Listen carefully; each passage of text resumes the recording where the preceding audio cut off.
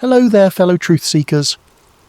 Before we dive into tonight's chilling tale, I hope you're having a wonderful day, wherever you are in this vast world of ours. Whether it's morning coffee time in New York, afternoon tea in London, or late night contemplation in Tokyo, we're all connected by our shared curiosity about the mysteries that lurk just beyond the veil of accepted reality. Speaking of time, what time is it where you're listening?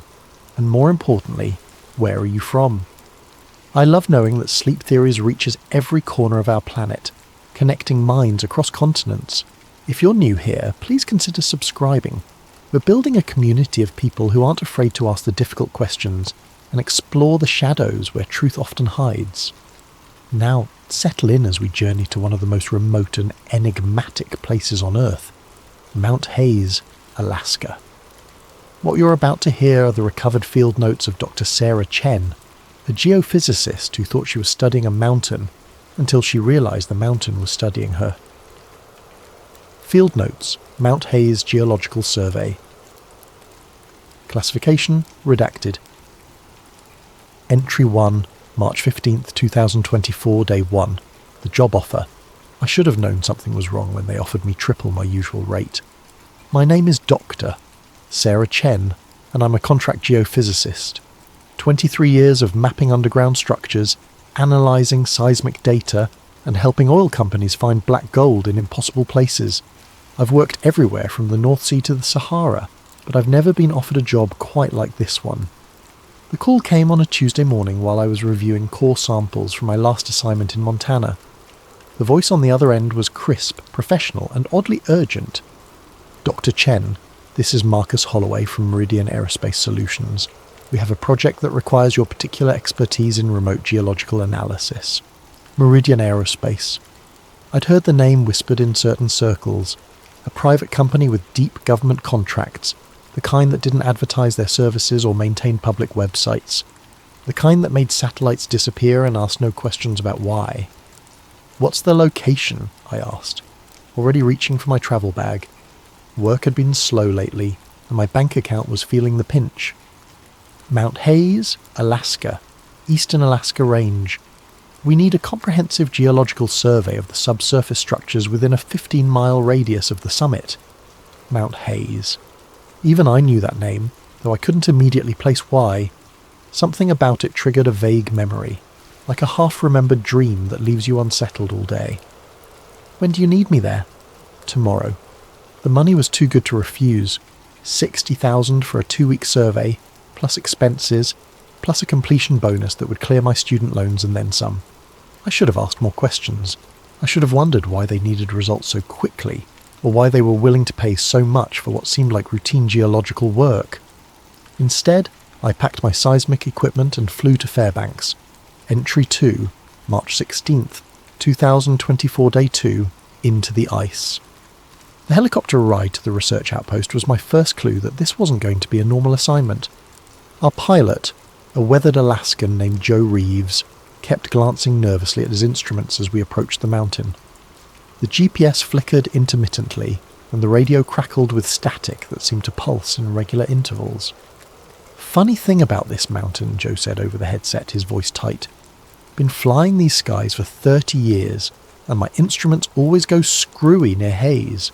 Not gradually, mind you, like someone's flipping a switch. Through the helicopter's window, Mount Hayes loomed ahead of us, a massive, snow-covered peak that seemed to dominate the entire horizon. At 13,832 feet, it's the highest mountain in the Eastern Alaska Range, but it wasn't its height that made my breath catch. There was something about its profile, something almost geometric in the way the ice caught the light, that made it look less like a natural formation and more like architecture. Ever been up there yourself? I asked Joe. He shook his head quickly. Local folks won't go near it. Say machines go dead near the peak, that the ice sings at night. He paused, adjusting his grip on the controls. Of course, locals say a lot of things, but I've lost 2 drones trying to get close-up footage of that summit. Just stopped responding. Never found the wreckage. The research outpost was little more than a cluster of prefabricated buildings connected by enclosed walkways, situated on a flat expanse of tundra about 15 miles from Mount Hayes. As we landed, I could see the mountain clearly in the distance, a white sentinel against the grey sky, deceptively peaceful. The team was small: myself, a communications specialist named David Park, and a senior researcher named Dr. Elena Vasquez, who seemed to know more about the project than she was letting on. Elena had the kind of pale, intense look that comes from spending too much time staring at classified documents in windowless rooms. "Welcome to Site Echo," she said as Joe's helicopter disappeared into the distance. "I trust your flight was educational." That first night, as I set up my equipment and reviewed the survey parameters, I noticed something odd about the project documentation. Most geological surveys come with extensive background research, geological history, previous surveys, mineral composition analyses. Our files contained almost nothing, just GPS coordinates, a rough topographical map, and a single sentence of instruction. Locate and map all artificial structures within subsurface detection range. Artificial structures in a mountain that had been formed by tectonic forces millions of years ago. I should have asked more questions then, but the money was good, and I'd seen stranger things in my career. Oil companies sometimes got mysterious about their target locations, especially when they suspected there might be rare earth minerals involved. I went to sleep that first night to the sound of wind howling across the tundra, and beneath it something else, a low, almost subliminal humming that seemed to come from the direction of the mountain. Entry 3, March 18th, 2024. Day 4, the signal beneath. The first seismic readings were impossible. I've been doing this work for over 2 decades. I know what bedrock looks like on a seismic scan. I know the signature of natural caves, underground rivers, mineral deposits, and oil reserves. What I was seeing in the data from Mount Hayes was none of those things. The reading showed a vast hollow space beneath the mountain, roughly 2 miles down, and extending in all directions from the central peak. But it wasn't a natural cave system. The walls were too regular, too geometric.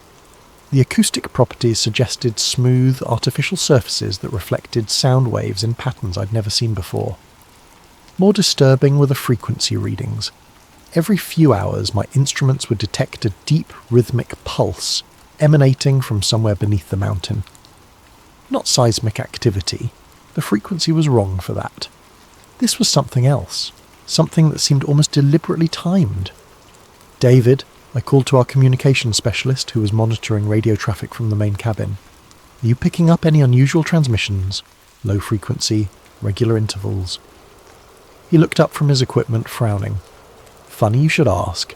I've been getting interference on almost every channel since we arrived. Started yesterday around noon. Sounds like..." He paused, adjusting his headphones. "Well, it sounds like code, but not any code I recognise."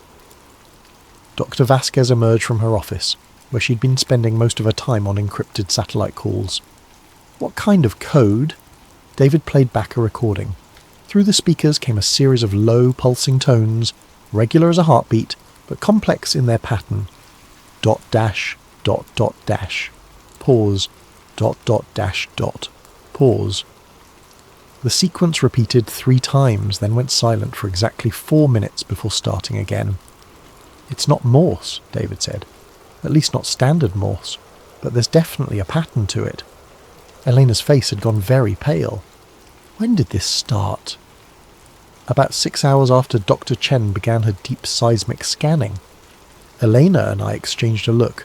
In my experience, timing like that wasn't coincidental. That night, as I reviewed the day's data, I noticed something else disturbing. My equipment wasn't just detecting the hollow space beneath Mount Hayes, it was detecting movement within that space. Small, regular fluctuations in the acoustic readings suggested something was moving around down there. Something large enough to displace air and create pressure waves that registered on my instruments. I was so focused on the data that I almost missed David's panicked call from the communications cabin. "Dr. Chen, you need to see this. Now." I found him staring at his infrared monitoring screen, which showed a real-time thermal image of Mount Hayes. The mountain appeared as a cold, blue-white mass against the warmer background, exactly as you'd expect. But there were patches of warmth scattered across the glacial surface. small moving heat signatures that seemed to be travelling in deliberate patterns across the ice. Could be wildlife, I suggested, though I knew it wasn't. At 13,000 feet, in the middle of a glacier, David shook his head. And look at the movement pattern. He was right. The heat signatures weren't moving randomly like animals would.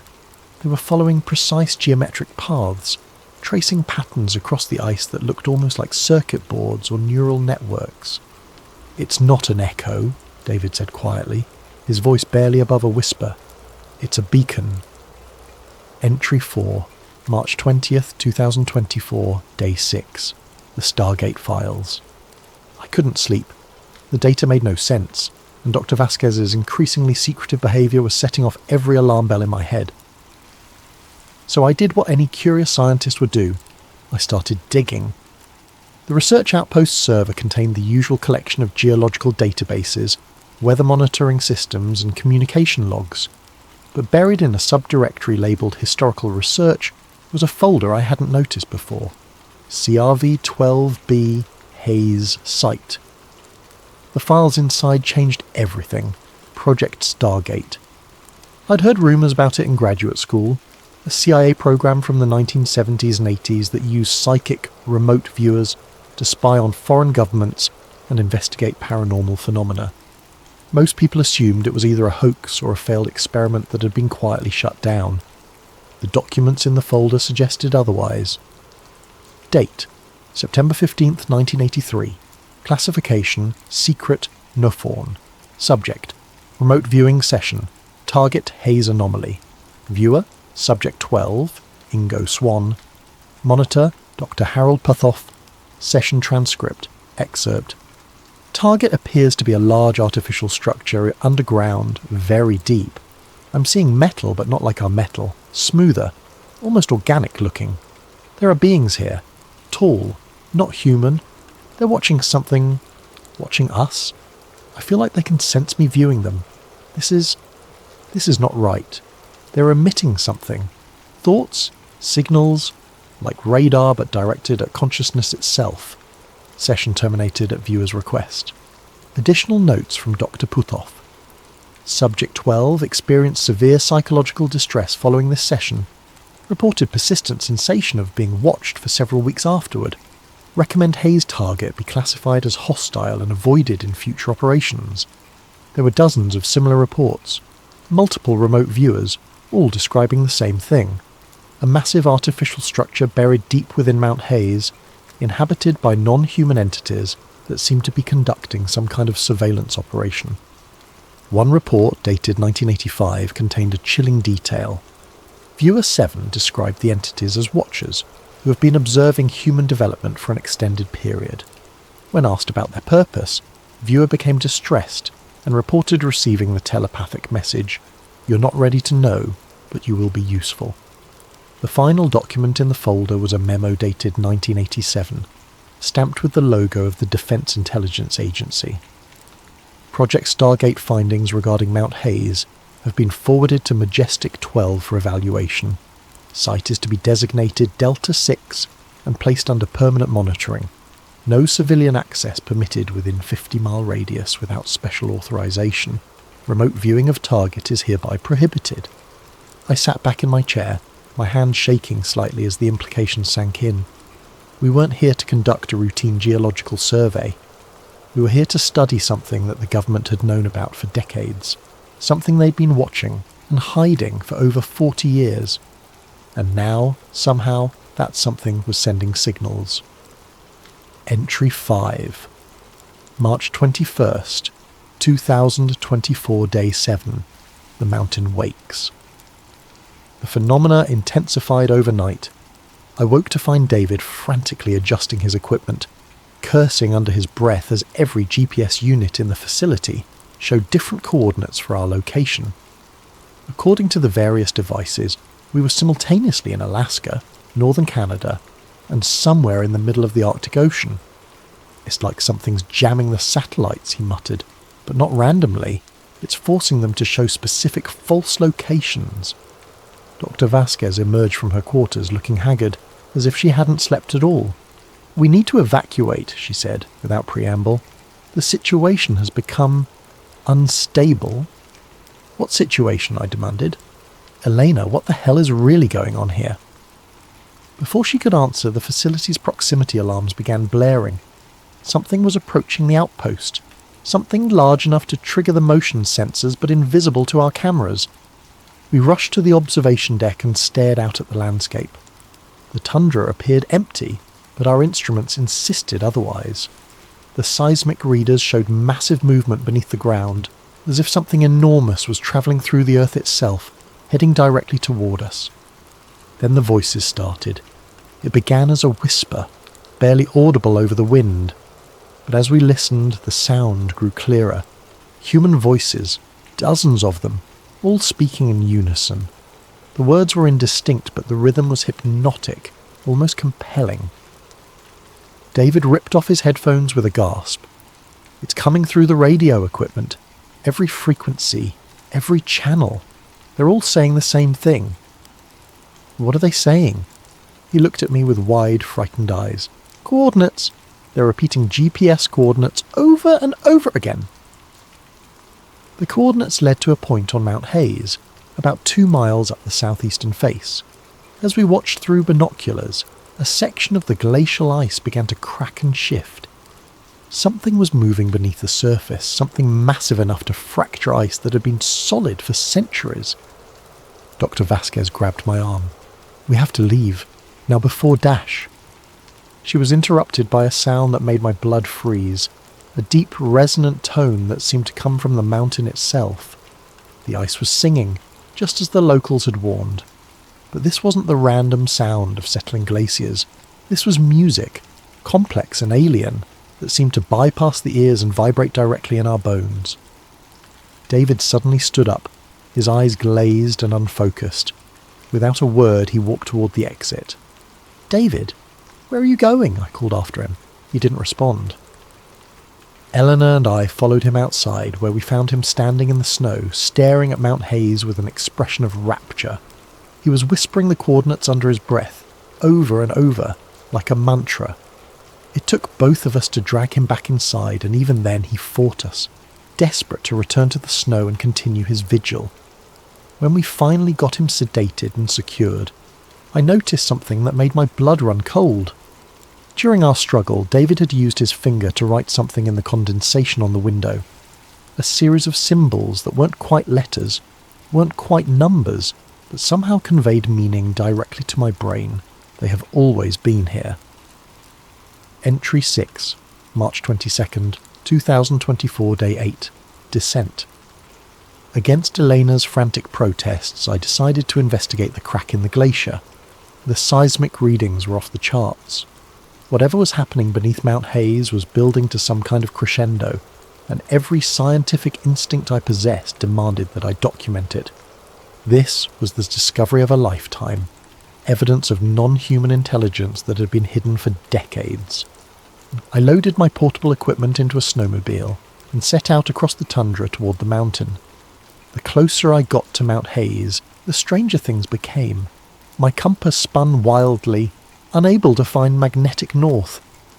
The temperature readings from my instruments fluctuated randomly, sometimes showing tropical heat in the middle of an Alaskan winter. Most unsettling of all, I began to hear voices again. Not the unified chanting from the radio, but individual voices speaking in languages I didn't recognize. Some sounded human, others didn't. The crack in the glacier was even more impressive up close, a fissure nearly 50 feet wide that descended into absolute darkness. But it wasn't the size that made me stop and stare. It was what I could see at the bottom of the crack. Metal. Smooth, seamless metal that reflected my flashlight beam in patterns that hurt to look at directly.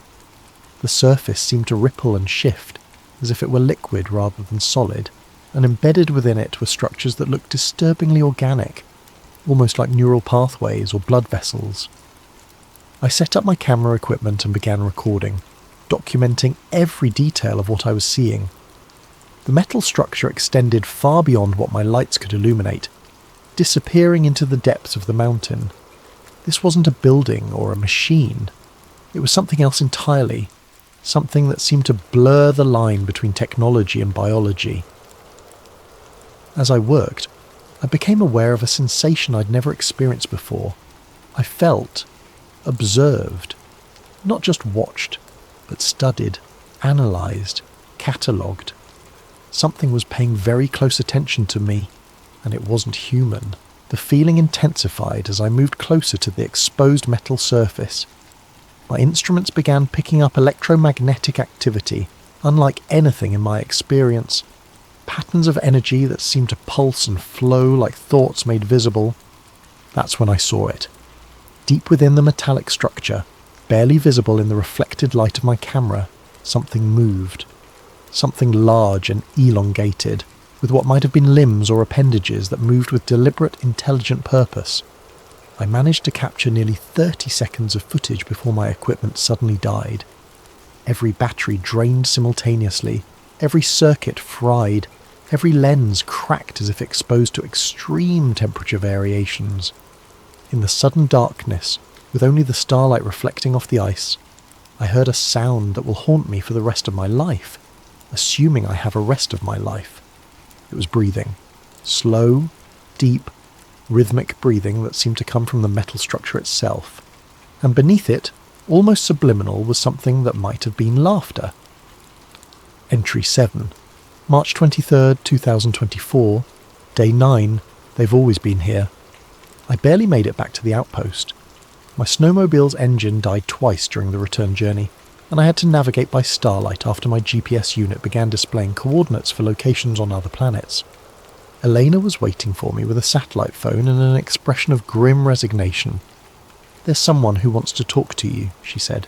"Someone who's been waiting for this call for a very long time." The voice on the other end of the line was elderly, refined, and carried the weight of decades of classified knowledge. "Dr. Chen, my name is Dr. Patricia Hamill. I was one of the original analysts for Project Stargate, and I've been monitoring the situation at Mount Hayes for the past 40 years. "Monitoring what situation?" "The situation you've just become part of. Tell me, Doctor, what did you see in the glacier?" I described everything: the metallic structure, the movement within it, the sensation of being observed.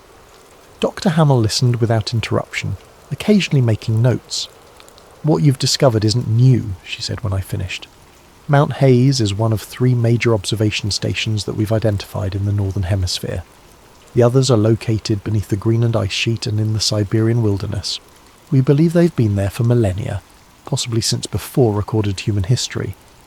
"Observation stations? Observing what?" "Us, human civilization, our technological development, our social evolution, our potential as a species. Think of them as research stations, and we are the subjects." The implications hit me like a physical blow. "You're telling me that we're being studied? By who?" "We don't know exactly. The remote viewers called them the Watchers.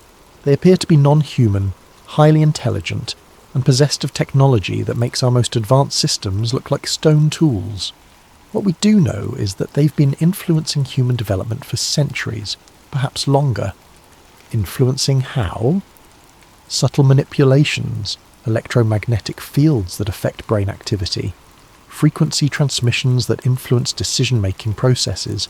They've been guiding our species along specific developmental pathways, preparing us for something." "Preparing us for what?" There was a long pause before Dr. Hamill answered. "We don't know, but we believe that whatever they're preparing us for is about to begin. The increased activity at Mount Hayes, the signals you've been detecting, these are signs that the observation phase is ending. And what comes next? Contact, direct contact, but not the kind that Hollywood has prepared us for. This won't be a peaceful exchange of knowledge between equals. This will be a harvesting."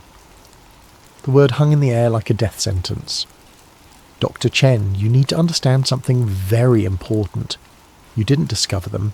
They allowed you to discover them. Every researcher who's found evidence of their presence has been specifically selected, either for their knowledge, their skills, or their psychological profile. You weren't studying Mount Hayes. Mount Hayes was studying you." I felt the world shift beneath my feet. "What are you saying?" "I'm saying that you've been recruited, whether you know it or not. The question now is whether you're going to be useful to them voluntarily, or whether they're going to make you useful." The satellite phone went dead. Entry 8, March 24th, 2024, Day 10, the cut transmission. Elena disappeared sometime during the night. I found her quarters empty, her equipment gone, and no sign of struggle. The only trace of her presence was a note written in her precise handwriting. They called. I answered. Don't try to follow. David was still sedated, muttering coordinates in his sleep and occasionally writing symbols in the air with his finger. I tried to wake him, but his eyes remained unfocused, staring at something only he could see.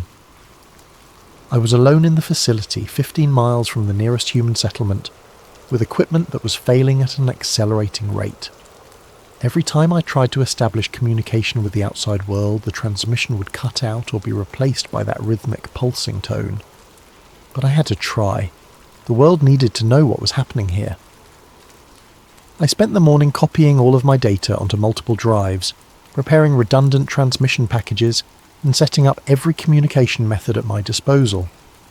At 2:17 p.m, I began broadcasting on every available frequency. This is Dr. Sarah Chen, transmitting from Site Echo, Mount Hayes, Alaska. I am broadcasting evidence of non-human intelligence operating on Earth. If you are receiving this transmission, please relay this information to every scientific institution, government agency, and media outlet you can reach. The transmission lasted exactly 4 minutes and 37 seconds before the interference began. First static that gradually increased in volume. Then, beneath the static, voices, hundreds of them, all speaking in unison. They were speaking English this time. Dr. Chen, your work is complete. Please prepare for extraction. The facility's power grid fluctuated, lights dimming and brightening in rhythm with the voices. Outside, I could see shapes moving across the tundra toward the outpost. Tall, elongated figures that seemed to glide rather than walk. I tried to continue the transmission, but my voice was drowned out by the collective voices of the watchers. Your species has been prepared. The observation phase is concluded. Integration will begin shortly. Do not resist. Resistance is not compatible with your new purpose. The shapes were closer now. Close enough that I could see they weren't entirely physical. They seemed to exist partially in our reality, and partially somewhere else, flickering in and out of visibility like projections. My equipment was failing rapidly now.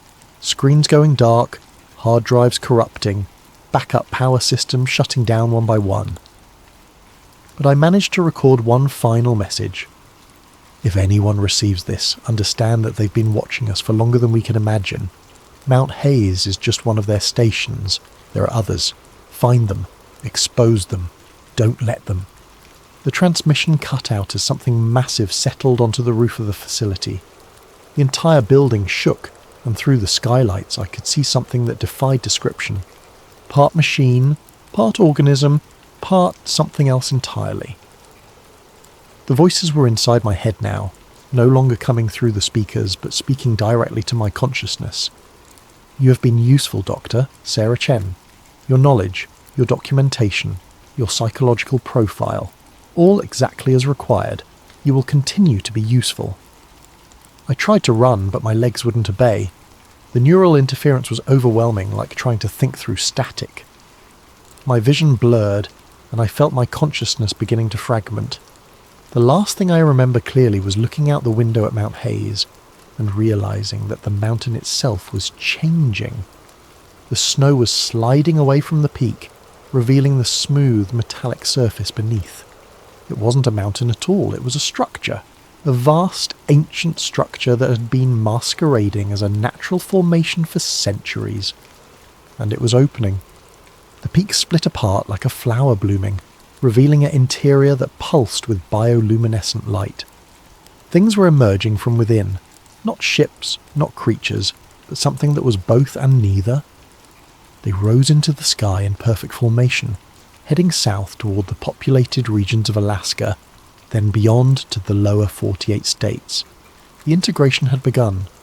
Final entry, timestamp corrupted. Note: the following text was found carved into the walls of the abandoned research facility by the recovery team. Forensic analysis indicates it was carved using fingernails. If you're reading this, I didn't make it out. They're not aliens, they're gardeners. We're the crop. The harvest has begun. Mount Hayes was just the beginning. Look for the signal, listen for the frequency, but don't look too long. Don't listen too hard. Once you start paying attention, they start paying attention to you. The mountain remembers. The ice remembers. They've always been here. They've always been waiting. And now they're awake.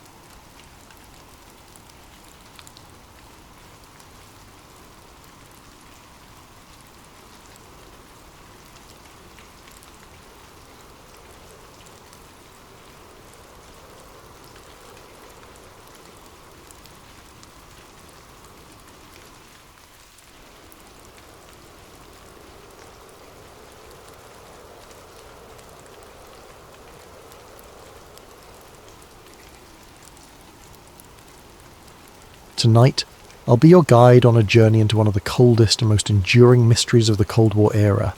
I want you to picture this. It's a winter night deep in the Ural Mountains in 1959. A group of young adventurers huddles in a tent on the snowy slope of a peak ominously called Dead Mountain. They're laughing, jotting down journal entries by flashlight and planning tomorrow's trek. They don't know it yet, but this will be their last night alive. This is the true story of the Dyatlov Pass incident, a mystery that has haunted investigators for decades. My name is James, and I've spent weeks poring over old case files, diaries, and witness reports about what happened to those 9 hikers in 1959. The more I dig, the more the Dyatlov Pass incident feels like a nightmare straddling the line between fact and fiction. So, let's delve into it together step by step as if we're investigators unravelling a case file. The story begins in late January 1959. 10 experienced ski hikers from the Ural Polytechnical Institute set out on an expedition to reach a mountain called a Torten in the northern Urals. They were all in their early 20s, 7 men and 2 women, except for one older instructor, and were led by a 23-year-old radio engineering student named Igor Dyatlov. On January 23, 1959, the Dyatlov group received their route book and left the city of Sverdlovsk, today's Yekaterinburg, by train. You can imagine them on that train, excited, full of youthful bravado, maybe singing along to a mandolin one of them brought for the journey. After 2 days on trains, the party reached Ivdel, a remote town at the edge of the northern Ural Mountains, which also housed a Soviet Gulag camp for criminals. From Ivdel, they travelled by bus and then hitched a ride in the back of a woodcutter's truck to a settlement called Vizhai, the last inhabited village to the north. The locals in Vizhai must have looked at these university students with a mix of admiration and concern. The route they planned to traverse was rated Category 3, the most difficult, and they were attempting it in February, the cruelest time of year. On January 27th, the Dyatlov group left Vizhai and began their trek into the wilderness. One member, Yuri Yudin, had been struggling with health issues. He had rheumatism and a congenital defect that caused knee pain. By January 28th, Yudin's joint pain became too severe. Reluctantly, he turned back toward Vizhai, unable to continue. He had no idea that by saving himself, he was sealing his fate as the expedition's sole survivor. Yuri Yudin would never see his friends alive again. The remaining 9 hikers pressed on into the wild, unaware of the fate that awaited them. Through diaries and photographs recovered later, investigators have pieced together their route. By January 31st, the group had reached the edge of a highland area and cached surplus food and equipment in a wooded valley to be used for the return trip. They joked around, took photos, and even made a little mock newspaper they titled the Evening Autoton, in which one entry humorously proclaimed, "From now on, we know that the snowmen exist," likely a tongue-in-cheek reference to local Yeti legends. Despite the exhaustion and cold, their spirits were high. On February 1st, the team started to move through a mountain pass, later named Dyatlov Pass after this incident, with the plan to camp on the other side that night. But the weather turned on them. A howling snowstorm and blinding wind caused Dyatlov's team to lose their direction on the barren slopes. Instead of crossing the pass into the shelter of the valley beyond, they had veered west, finding themselves on the flank of a mountain called Kolat, which in the local Mansi language means dead mountain. By the time they realised their mistake, it was late in the day and visibility was near zero from the blowing snow. Rather than descend 1.5 kilometres down into the forest for cover, Igor Dyatlov decided to pitch their tent right there on the mountainside in the open. Perhaps he didn't want to lose the altitude they'd gained, or perhaps he wanted to prove they could handle camping on an exposed slope in a blizzard. The 9 of them set up their large tent on the bare snow, chopping into the slope for a flat spot. It was a decision that would be heavily scrutinised later. That evening of February 1st, 1959 must have been brutal. Temperatures were around minus 20 degrees Celsius, and winds roared over the pass. Still, inside the tent, the group was relatively secure. They had a warm dinner. Later forensic analysis of their stomach contents showed they ate around 6 to 7 p.m. In one of the last photos recovered from their cameras, they are seen joking and smiling as they set up camp in the twilight on February 1st. Despite the extreme cold and howling wind outside, they seemed in good spirits, jotting down journal entries and chatting as they settled in for the night. They could not have imagined the terror that was coming. Something happened in the dark early hours of February 2nd that changed everything. We don't have eyewitnesses to describe it. All we have is the evidence left behind, and that evidence reads like the opening scene of a horror film. Sometime after midnight, the tent was suddenly slashed open from the inside. The 9 campers, who had been sleeping or resting, burst out of their tent into a howling snowstorm in the pitch black of night. They left behind almost all their gear, boots, coats, hats, sleeping bags, axes, as if fleeing an imminent threat. Imagine the situation. It's minus 30 degrees Celsius, minus 22 degrees Fahrenheit, outside, and yet something scared or startled them so badly that they ran out half-dressed and barefoot into the blizzard. Why? What could have terrified them, or otherwise compelled them to abandon their only shelter and run into certain death? That's the question investigators have grappled with for over 60 years. When the group failed to return to Vizhai by February 12th as planned, there wasn't immediate alarm. Delays of a few days were common for such expeditions. But as day after day passed with no word, the hikers' families grew anxious. By February 20th, the relatives demanded a search and rescue operation. The Ural Polytechnic Institute sent student volunteers to scour the route, and soon the Soviet army and local militia police joined in, with planes and helicopters dispatched to aid the search. Rescuers faced brutal weather themselves, traversing deep snow and scanning miles of desolate terrain. Among the searchers was a student named Mikhail Sharavin, who on February 26th would make a chilling discovery. On February 26th, 1959, Sharavin's search team was moving along the slopes of Kolat when he spotted something odd sticking out of the snow. As they got closer, they realised it was a corner of the missing group's tent, collapsed and half buried in the snow. Sharavin used an ice pick to hack open the tent's entrance, which was blocked with snow. The sight inside the tent baffled him. The tent's canvas had been slashed open from the inside with a knife, and although it was damaged and partially snow-filled, almost all the hikers' belongings were still neatly arranged inside. He found blankets and coats laid out, a row of boots, axes and flashlights set to the sides, a map and official papers, a little pile of money and even a flask of alcohol. In one corner was a plate with slices of sayalo, pork fat, as if someone had been in the middle of fixing a snack. It was like a snapshot frozen in time. The tent felt orderly, not like it had been ripped apart by an external force. Sharavin later said it was as if the campers had been interrupted in the middle of dinner, then fled in a rush.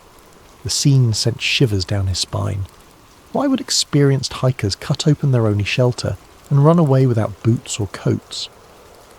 Outside the tent, the search team found footprints in the snow, and they only deepened the mystery. There were 9 sets of prints, which matched the number of missing hikers. They could see the impressions of feet wearing only socks, or a single shoe, and some barefoot. You could even make out toe marks in the frozen snow. The tracks indicated that the hikers had not run in a wild panic, but rather walked fast or at a hurried shuffle down the slope in an organised single file. The rescuers followed these tracks downhill in the direction of a dense forest. Incredibly, the footprints continued for about 500 metres before they were obscured by fresh snow. It was as if the group had intentionally headed toward the forest, perhaps seeking shelter or regrouping. Sharavin and the others were utterly perplexed. What on earth could have made these seasoned hikers leave their tent in sub-zero cold, partially dressed and even barefoot, walking away calmly into the night? With dusk approaching on February 26th, the searchers had to pause the search until morning, haunted by the enigma they'd uncovered. The next day, the search parties fanned out from the tent down toward the forest. At the forest's edge, under a large Siberian cedar tree, Sharavin and his comrades found the charred remains of a small fire. Near that fire lay the first 2 bodies. What they saw defied explanation. Yuri Doroshenko and Yuri Krivonishenko were found side by side in the snow, shoeless and dressed only in their underwear. The branches on the cedar above them were broken up to 5 meters high, as if someone had climbed up into the tree. Indeed, bits of skin and torn clothing were found on the bark. It looked like one of them had frantically clambered up the cedar, either to get a better view of the area, perhaps trying to spot the tent in the dark, or to escape something. Krivonishenko's corpse had burns on parts of his body, and in a grim detail he had a piece of flesh missing from his right hand. It turned out he had bitten off a chunk of his own knuckle, possibly in an attempt to stay conscious or stifle a scream while dying of cold. Both men's hands and feet were deep reddish-brown, a sign of frostbite, and maybe the last attempt to warm their limbs by the fire. The tree's branches had been stripped for kindling, but the fire they managed to build was small and had burned out by the time they died. The image of these 2 friends huddled by a dead fire, slowly freezing to death in their underwear under a sky of endless black, is something I can't easily shake off. About 300 metres away from the cedar tree, toward the tent, the searchers found the body of Igor Dyatlov. He was lying face up in the snow, head oriented toward the tent up the slope, as if he had been trying to crawl back that way. Dyatlov was better dressed than the 2 under the tree. He wore a flannel shirt, a sweater, and pants, but notably, he had no coat and no boots, only socks on his feet. One arm was frozen upright, reaching toward the sky, clutching a small birch branch. His other hand was pressed to his chest. People who saw his body remarked that he appeared to be protecting something in his jacket or close to his heart. Perhaps a photograph or his notebook, though nothing of note was found on his chest. His face, when they cleared the snow, was strangely calm, eyes open. Not far from Dyatlov, searchers found Zenaida Zina Kolmogorova, a 22-year-old female student in the group. Zina was better dressed than Igor. She had on 2 sweaters and 2 pants, but she too lacked boots, wearing only socks. Her body was turned toward the tent and her arms were extended forward, bent at the elbows, as if she had been crawling uphill on her stomach, desperately trying to get back to the tent before the cold overtook her. On Zina's right side, the searchers noted a long, bright red bruise running along her torso, resembling a blunt force injury from a baton or the butt of a rifle. It was an odd injury to see, given that she had no other major external wounds. It took a few more days until March 5th to find Rustem Slobodin, the last of these first 5 bodies. Slobodin, 23, was discovered face down in the snow about 480 metres from the cedar, roughly halfway back toward the tent. He was dressed more warmly than the others. He had a long-sleeve undershirt, a sweater, 2 pairs of pants, 4 pairs of socks, and 1 felt-lined boot on his right foot, but his head was bare and his left foot was only in a sock. In his right hand, Slobodin clenched a small pocket knife, closed. An autopsy would later reveal that Slobodin had a fracture in his skull, about 7 inches long, consistent with a blunt impact. However, this crack in his skull was not deemed a fatal wound. The medical examiner thought Rustem could have sustained it during a fall and continued moving for at least an hour afterward. Like Dyatlov, Kolmogorova, Doroshenko and Krivonishenko, Rustem Slobodin ultimately died of hypothermia. In fact, the first 5 bodies found all had no life-threatening external injuries. They had perished from the unforgiving cold. Slobodin's watch was found shattered and stopped at 8:45, though it's unclear if that was 8:45 AM or PM, or even 8:45 on a different date. It was as if time itself froze at that moment. Now imagine being Yuri Yudin, the one who had turned back, called in to identify the bodies of your friends. One by one, the first 5 corpses were airlifted to the morgue in Ivdel for autopsy and identification. Yudin, with a heavy heart, confirmed their identities. But 4 members of the Dyatlov party were still missing. Weeks passed with no sign of them. The winter snows began to melt under the early spring sun.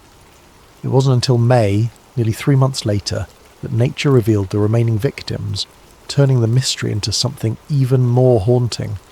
On May 4th, a Mansi tribesman named Kurin and his dog were assisting the search, when the dog picked up a scent near a rocky ravine further into the woods from the cedar tree. About 75 metres beyond the cedar and 1,500 metres from the tent, in a snow-filled ravine, searchers discovered a few torn pieces of clothing on a branch. Digging down, they uncovered the final 4 bodies buried under nearly 4 metres of snow. These were Lyudmila, Luda Dubinina, Semyon, Alexander, Zolotaryov, Nikolai Thibault-Brignol, and Alexander Kolovatov. They were lying about 75 metres further into the forest from the cedar, at the bottom of that ravine. Notably, 3 of the 4 were better dressed than the others, and it appeared they had taken clothes from those who died earlier. Dubinina, for example, was found wearing Krivonishenko's torn and burned brown trousers, and her foot was wrapped in a piece of his wool sweater. Zolotaryov, the 38-year-old, was found wearing Dubinina's faux fur coat and hat. Kolovatov had put on a spare sweater and pants, likely from one of the others. This exchange of clothing suggests that when some members of the group died, the last survivors stripped the dead of usable clothing to keep themselves alive, a tragic but practical act of survival. But the condition of these 4 bodies deepened the mystery rather than solved it. Unlike the first 5, 3 of these 4 had fatal physical injuries that were utterly horrifying. Nikolai Thibault-Brignol had suffered a massive skull fracture. His skull was literally crushed, the fracture measuring about 8 inches. Lyudmila Dubinina and Semyon Zolotaryov both had their chests caved in, with multiple ribs broken on each side. Dubinina had 10 ribs fractured, and Zolotaryov had 5 ribs fractured. A forensic doctor who examined the bodies said that the force required to produce such injuries would have been extremely high, comparable to that of a car crash. In other words, something had delivered an immense pressure or impact to their bodies. Strangely, none of these 3 had any external wounds or bruises corresponding to the lethal internal damage. It was as if they'd been hit by a shockwave or squeezed by a tremendous force without breaking the skin. The 4th person in the ravine, Alexander Kolovatov, had a less clear cause of death. He had a broken nose, an open wound behind his ear, and a deformed neck, but his injuries were not as catastrophic as the others. It's believed Kolovatov also died of hypothermia, possibly after sustaining some trauma. And then there were the gruesome details that truly made this case infamous. All 4 of these people in the ravine had some form of soft tissue damage to the head and face that wasn't seen in the others. Lyudmila Dubinina was missing her tongue, her eyes, part of her lips, and even a bit of her skull bone. Semyon Zolotaryov was missing his eyeballs, and Alexander Kolovatov was missing his eyebrows. These shocking injuries naturally gave rise to lurid theories.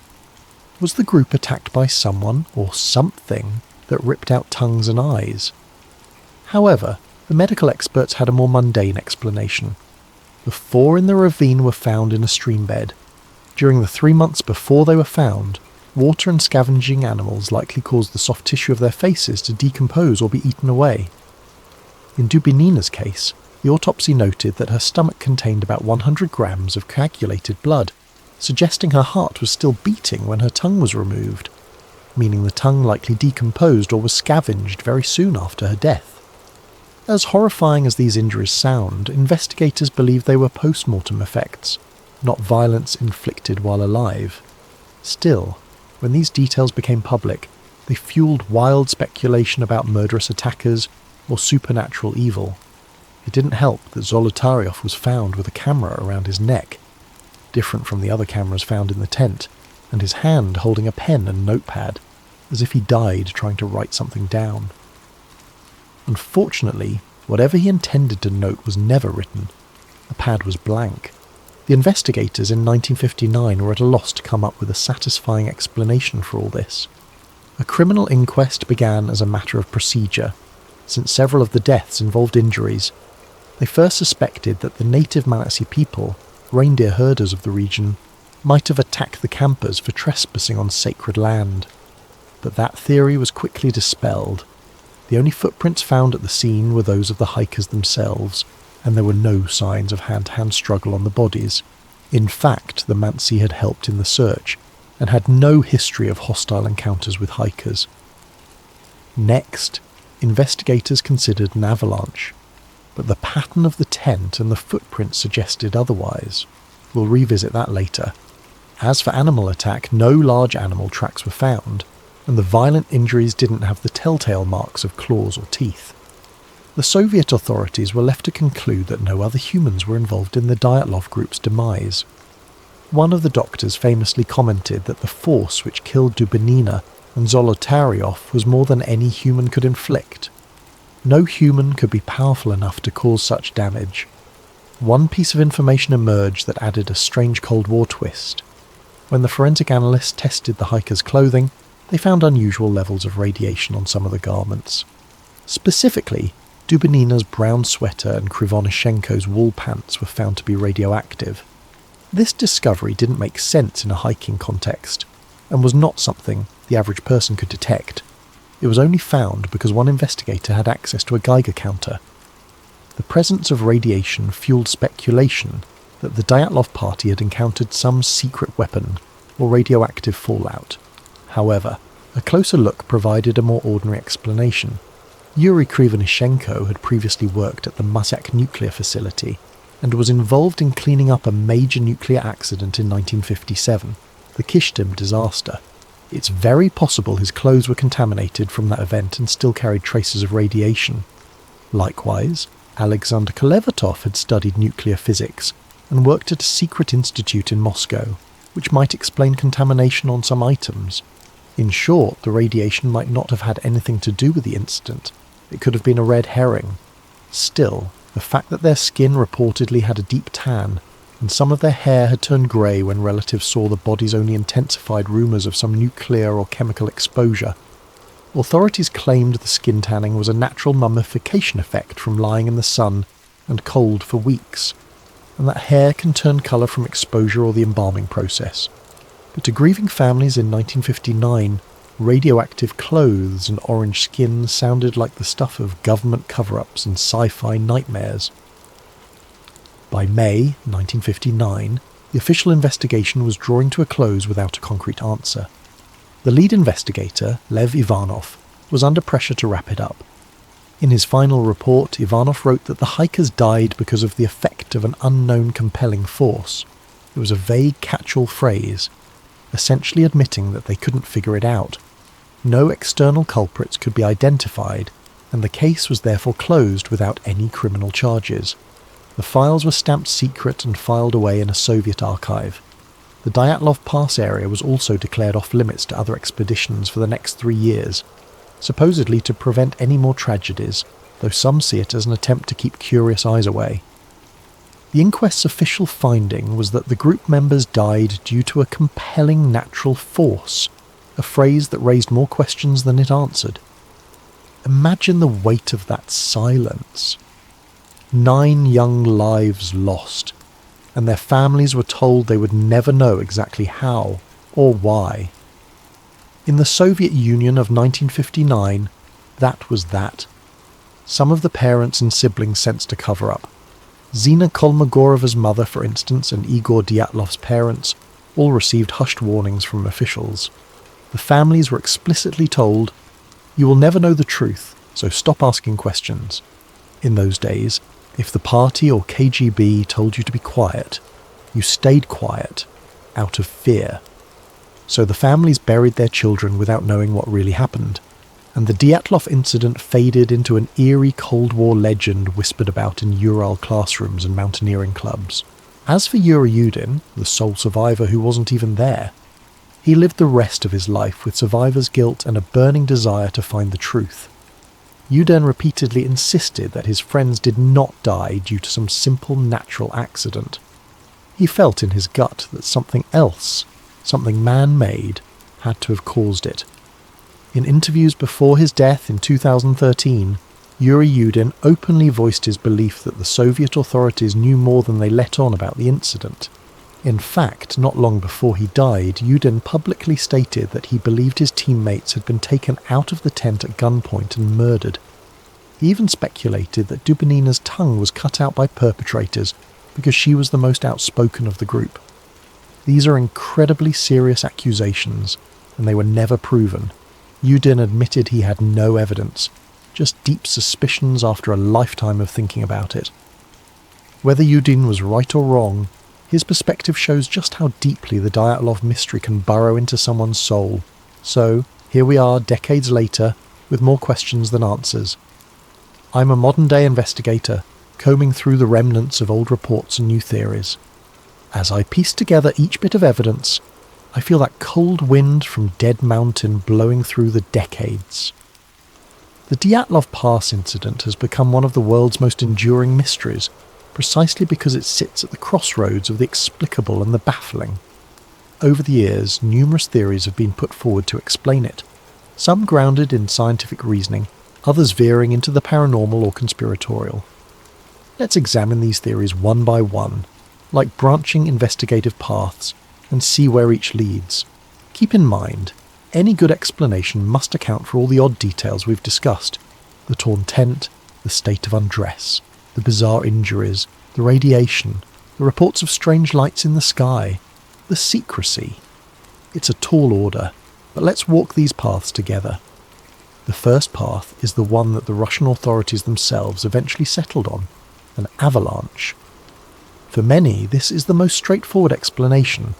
Picture the scenario. The Dyatlov group is asleep in their tent on the slope, when suddenly a slab of heavy snow above them fractures and slides down onto the tent. The tent fabric begins to collapse and they hear the roar of snow. In a flash, the group panics. They believe a full avalanche is about to bury them. In seconds, they grab a knife, slash open the tent from the inside, because the entrance is blocked or hard to open under the weight of snow, and they flee into the night wearing whatever they had on at that moment. This theory gained significant traction, and in fact in 2019 to 2020 the Russian government reinvestigated Dyatlov Pass and concluded that a slab avalanche was the official cause of death.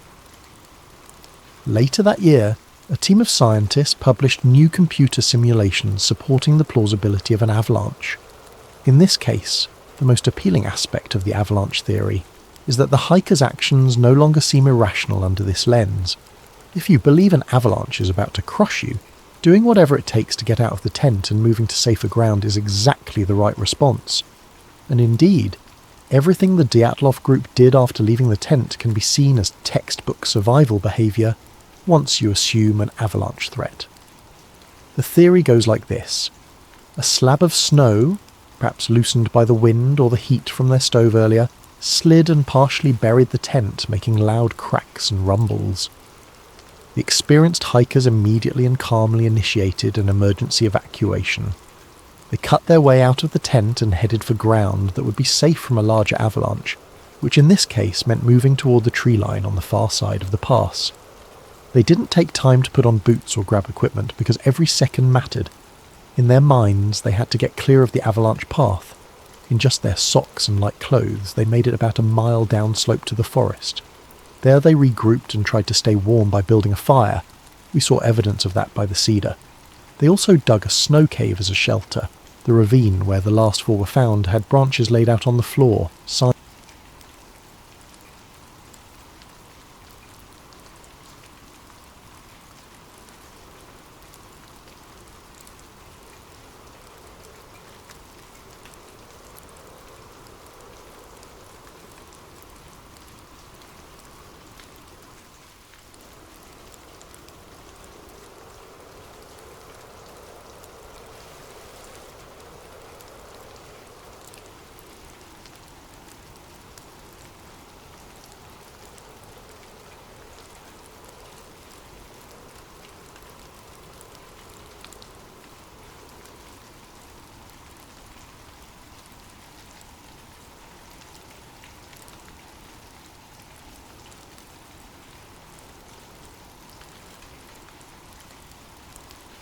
Welcome to Sleep Theories. Before we begin tonight's story, I want to connect with you, wherever you are in this world. How was your day? What time is it where you're listening? Are you settling in for the night in New York, catching this during your morning commute in London, or perhaps listening while the sun sets in California? Whatever brought you here tonight, thank you for joining us. If you enjoy these deep dives into the mysteries that haunt our recent history, please subscribe to Sleep Theories. Your support helps us continue uncovering the stories they'd rather you forget. Now let me tell you about my friend Terry, Officer Terence Yiki, and let me tell you why, 28 years later, I still check my rearview mirror twice before I park. The morning of April 19th, 1995 started like any other Wednesday in Oklahoma City. I was working dispatch when the call came in at 9:02 a.m. At first, we thought it was a gas explosion, maybe a boiler malfunction at the Alfred P. Murrah Federal Building. The initial reports were confused, fragmented. Someone screaming about a collapsed building, children crying. The word bomb hadn't even entered our vocabulary yet. Terry was 3 blocks away when it happened. Officer Terence Yiki, Oklahoma City Police Department, badge number 573. He was the kind of cop who still believed the badge meant something, still believed we were the good guys. He was the first one inside the rubble, and maybe that's where his life ended, even if he didn't know it yet. I didn't see Terry until that evening. When he finally made it back to the station, he looked like he'd aged 10 years in 8 hours. His uniform was covered in concrete dust and blood, some his own, most belonging to the people he'd pulled from the wreckage. His hands were cut to hell from digging through twisted metal and broken glass, but his eyes were different, haunted in a way I'd never seen before. "How many?" I asked him as he sat down heavily in the chair across from my desk. 4 confirmed saves, he said quietly. Maybe more. Hard to tell in all that chaos. The news was already calling him a hero. Officer Yiki, first responder, saviour of innocence. They'd interview him the next day, and he'd give them the standard lines about doing his duty, about how anyone would have done the same. But that night, sitting in our nearly empty station house, he wasn't thinking about heroism. "Something's not right about this whole thing," he said, staring at his bandaged hands. "What do you mean?" Terry looked around the room, even though we were practically alone. How fast they got there. The feds, I mean. A TF, FBI, agents I didn't recognise. They were suiting up and organising before our backup even arrived. Maybe they were in the area. Maybe. But the way he said it told me he didn't believe that for a second. That was the beginning. The first crack in Terry's faith in the system he'd sworn to serve. Over the next few days, as the official story began to take shape, domestic terrorist Timothy McVeigh, lone wolf, fertilizer bomb in a rental truck, Terry started asking questions that made people uncomfortable. He'd always been thorough, is what made him a good cop. But after the bombing, his thoroughness became something else, an obsession. He started keeping a journal, writing down everything he remembered from that morning. Every detail, no matter how small. The position of vehicles, the timing of arrivals, The faces of agents who seemed to know exactly where to go in a building that had just been destroyed. "I'm going to figure this out," he told me about a week after the bombing. "Something happened in that building that they don't want us to know about. Terry, maybe you should talk to someone, a counsellor. What you saw in there..." "This isn't PTSD," he cut me off. "This is about the truth." He rented a safety deposit box at a bank across town, started making copies of everything, his incident reports, photographs he'd taken with his personal camera, witness statements that didn't make it into the official record. He became paranoid about his regular locker at the station, convinced someone was going through his things. "They're watching me," he told his ex-wife Tonya during one of their phone calls about their kids. She'd tell me about it later, after everything happened, how Terry's voice had changed, how he'd started checking his car for tracking devices. The Heroes Medal ceremony was scheduled for May 1996. The mayor wanted to present it personally. Local news would be there. It should have been the highlight of Terry's career. Instead, he spent those weeks talking about federal agents who arrived too quickly, about surveillance footage that disappeared, about explosive residue patterns that didn't match the official story. He said he didn't trust anyone anymore, Tonya would tell me years later. He didn't even trust me by the end. By the fall of 1995, Terry had changed. The easy smile was gone. He'd lost weight, started working double shifts, claiming he needed the overtime, but I knew he was avoiding going home to an empty apartment where he'd lie awake replaying that morning over and over. He'd developed a routine. Every Friday after his shift, he'd drive to that bank across town and spend an hour in the safety deposit box room, adding pages to his growing file. Sometimes he'd come back to the station afterward looking grim. "Find something interesting?" I asked one evening. "You ever notice how fast the ATF response team got to the scene?" Terry asked instead of answering. "They're trained for this kind of thing." "They're trained, sure, but they're not psychic." Terry pulled out a small notebook, not his official one, but a personal journal he'd started keeping. According to radio logs, first ATF agents were on scene at 9:17 a.m, 15 minutes after the blast. So, their offices are in Dallas. It's a 3.5-hour drive to Oklahoma City. How'd they get there so fast? I thought about it. Maybe they were already in town. For what? There was no ATF operation in Oklahoma City that morning. I checked. His voice dropped. Unless there was one they didn't want us to know about. That's when Terry started talking about what he'd seen inside the building. Not the heroic rescue parts that made it into the news reports, but the other things. The inconsistencies. "I found a man on the 3rd floor," he told me one night, crushed under debris, probably dead for an hour, but his watch had stopped at 9:04. "Watches break in explosions, Terry." "Sure, but his body was warm, fresh blood, like he'd been injured after the blast, not during it." Terry's paranoia was becoming infectious.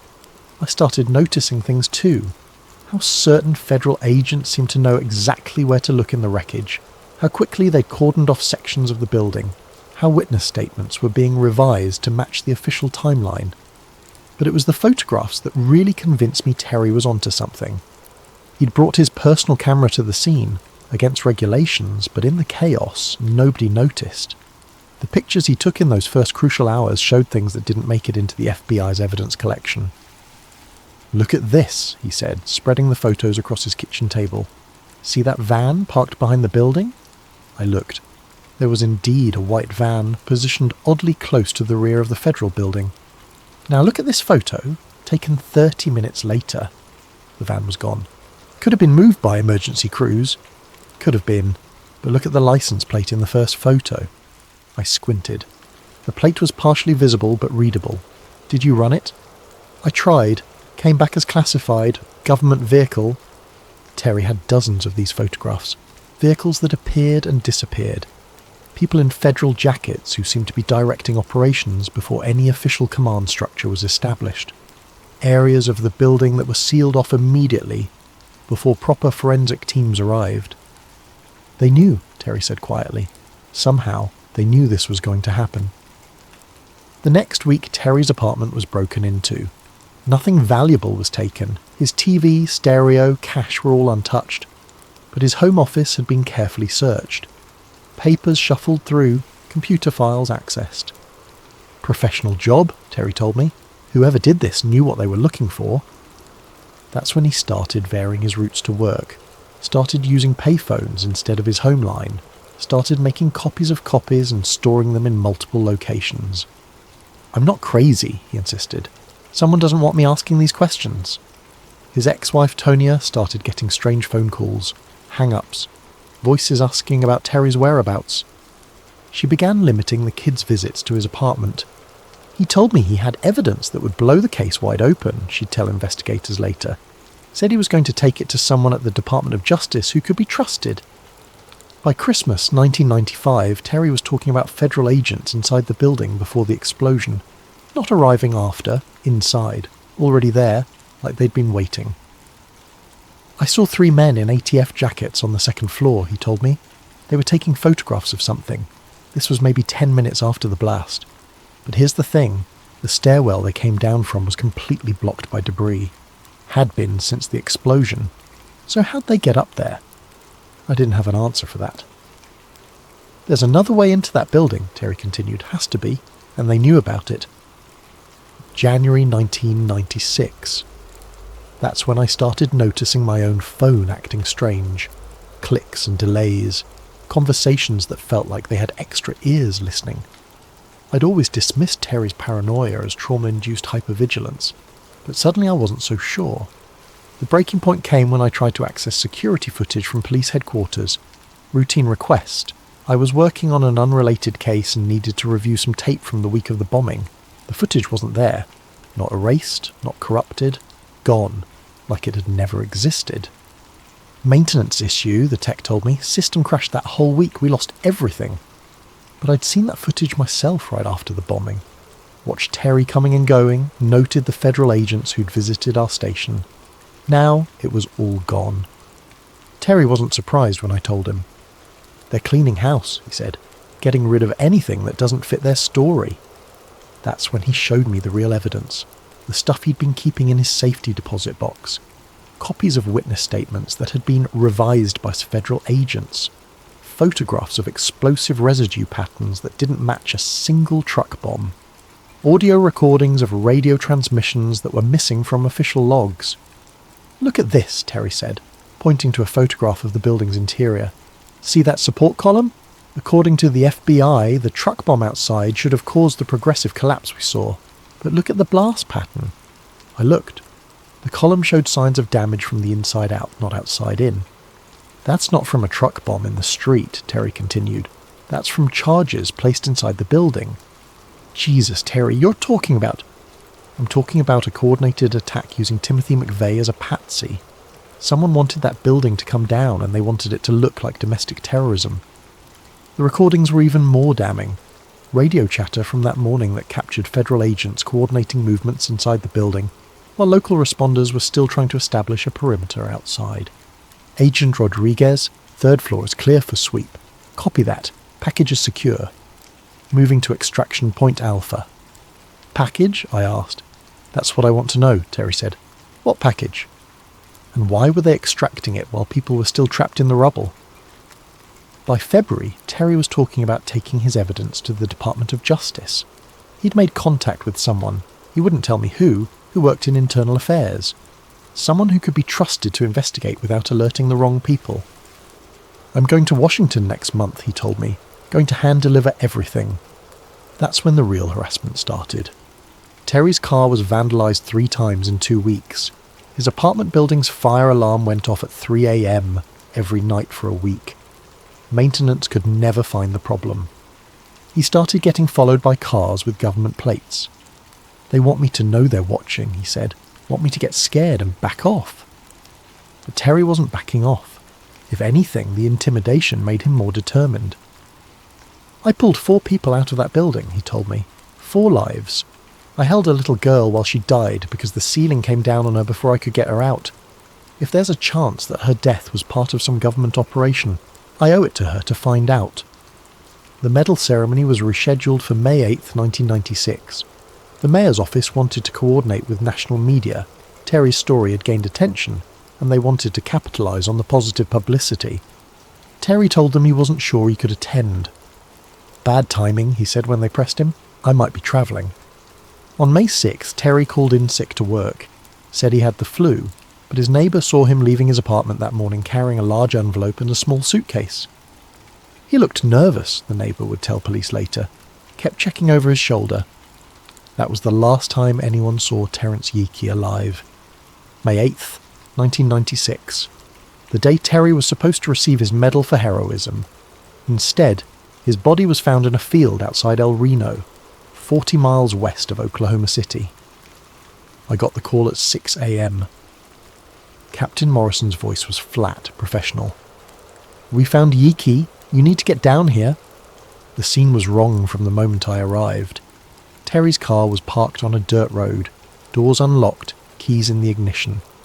But his body was more than a mile away, across rough terrain dotted with barbed wire and thick brush.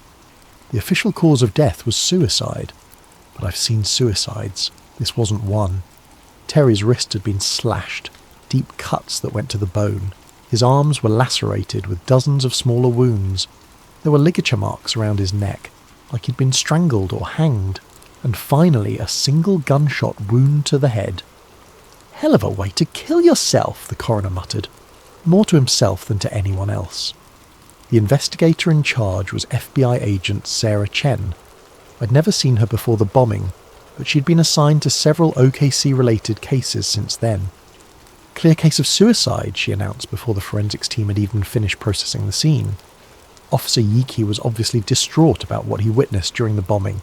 PTSD, guilt over not saving more people. He drove out here to end his suffering. "With what gun?" I asked. Agent Chen looked annoyed. "What? You said he shot himself. Where's the weapon?" "We're still processing the scene. They never found a gun. Not that day. Not ever."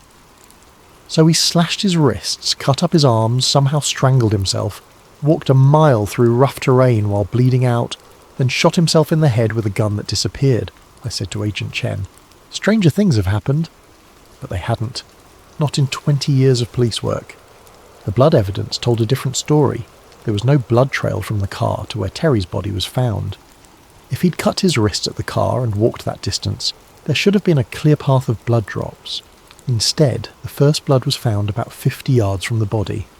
Like he was carried or dragged most of the way, the forensics photographer told me quietly, but don't quote me on that.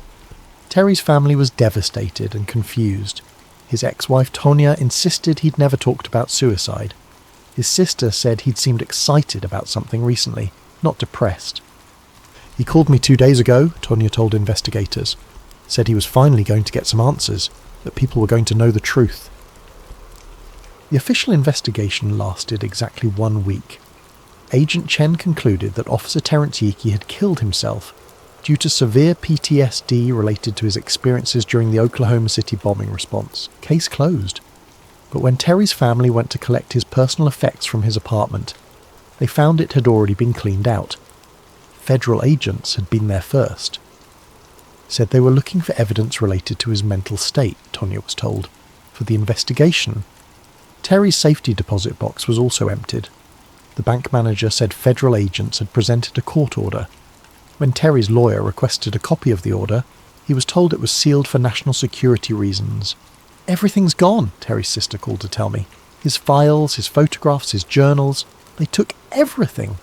Even his service weapon was missing from the evidence room. The gun that should have been logged and secured when his body was found was nowhere to be found. Clerical error, I was told when I asked about it. Sometimes things get misfiled. The ones who claimed to protect us cleaned up before we could ask why he died. At Terry's funeral, I counted at least 6 federal agents in attendance. They didn't participate in the service, just watched from the back, taking notes, recording who came, who spoke, who seemed upset or angry. Agent Chen approached me afterward. Officer Yiki was obviously troubled, she said. Sometimes good cops get too deep into conspiracy theories, start seeing connections that aren't there. It's a tragedy, but it happens. What about his evidence? What evidence? We didn't find any evidence, just the confused notes of a man suffering from severe psychological trauma. That night I went to Terry's bank, told them I was his partner, investigating his death. The safety deposit box attendant was nervous. "Those federal agents," she said quietly. "They were here before we even heard about Officer Yiki's death. How'd they know to come here if he'd just been found?" I didn't have an answer for that either. It's been 28 years since Terry died. 28 years since my friend and fellow officer was found dead in a field with wounds that told a story the government didn't want anyone to read. I'm retired now, moved away from Oklahoma City in 2003, changed my name in 2008. I tell people I'm paranoid, and maybe I am, but I'm alive, which is more than I can say for several people who asked too many questions about April 19th, 1995. Terry wasn't the only first responder who started asking uncomfortable questions about the bombing. Officer Gordon Martin died in a car accident in 1997. A single vehicle crash, no witnesses. Paramedic James Norris died of a heart attack in 1998, age 34, no history of heart problems. Fire Captain Jeff Kautzman committed suicide in 2000, according to the official report, though his family insisted he'd never shown signs of depression. All of them had been at the Murrah building that morning. All of them had seen things that didn't match the official story. I kept quiet for a long time, told myself that Terry's death really had been suicide, that my suspicions were just grief and paranoia. But time has a way of clarifying things, and the older I get, the more certain I become that my friend was murdered for what he knew. The Oklahoma City bombing was the worst domestic terrorist attack in American history until 9/11. It changed how we think about security, about government buildings, about the threat of homegrown extremism. It justified new laws, new powers, new levels of surveillance. But what if the official story is wrong? What if Terry was right about federal involvement? What if Timothy McVeigh was just the visible part of a larger operation? I've spent decades thinking about what Terry found in that building, the evidence he collected, the photographs that showed federal agents in places they shouldn't have been, at times that didn't make sense. In his final weeks, Terry talked about a package that federal agents had extracted from the building while rescue operations were still ongoing, something they'd gone in to retrieve while people were still trapped in the rubble. What was worth more than human lives? Files, maybe, evidence of other operations or people, informants, assets, agents who needed to be extracted before their covers were blown. The ATF had offices in the Murrah building. So did the FBI, the DEA, and the Secret Service. All agencies that conduct classified operations, maintain sensitive files, run informant networks. If you wanted to destroy evidence of government wrongdoing, a terrorist attack would be perfect cover. Blame the destruction on Timothy McVeigh. Use the tragedy to justify expanded powers and eliminate anyone who saw too much. Terry saw too much. I think about him often, especially on April 19th each year. I think about the man who ran into a collapsing building to save strangers, who pulled 4 people from the rubble, who held a dying child in his arms and promised her everything would be okay. That man deserved better than to die alone in a field, tortured and murdered for trying to uncover the truth. His medal is probably sitting in some government warehouse now, alongside all the evidence they confiscated from his apartment and safety deposit box. A hero's commendation for a man they killed to keep quiet. Sometimes I wonder what would have happened if Terry had just kept his mouth shut, if he'd accepted the official story and let the inconsistencies slide. He might still be alive today, retired maybe, playing with grandchildren. But that wasn't Terry. He was a cop who believed in justice, even when justice put him in danger, especially then. If there's one thing I want people to remember about Terrence Yiki, it's that he died trying to tell the truth. In an age when truth seems increasingly negotiable, when official stories are crafted by committees and focus groups, Terry represents something pure, something honourable. He saw what he saw, he documented what he could, he asked the questions that needed asking, and they killed him for it. I've never spoken publicly about any of this before, never put these thoughts on paper. But I'm old now, and the people who silenced Terry might not care as much about silencing me. Or maybe they will, and this will be the last thing I write. If something happens to me, if I die in a car accident or have a sudden heart attack or commit suicide in some implausible way, remember that I was in good health when I wrote this. Remember that I had no reason to kill myself. Remember that I was careful. The truth about Oklahoma City died with Terry in that field outside El Reno, but questions remain. Evidence exists somewhere, and maybe, someday, someone braver than me will find it and share it with the world. Until then, we're left with the official story. Timothy McVeigh, lone wolf domestic terrorist, fertilizer bomb, 168 dead. But if Terry was right, if federal agents were inside that building before the explosion, if evidence was extracted while people died in the rubble, if the whole thing was something other than what we've been told, then we're living with a lie that cost 168 lives and continues to shape American policy today. If he killed himself, why did they erase everything he left behind? That's the question that keeps me awake at night. 28 years later, it's the question that haunts me more than any other. Terry knew something worth killing for, and now, so do you.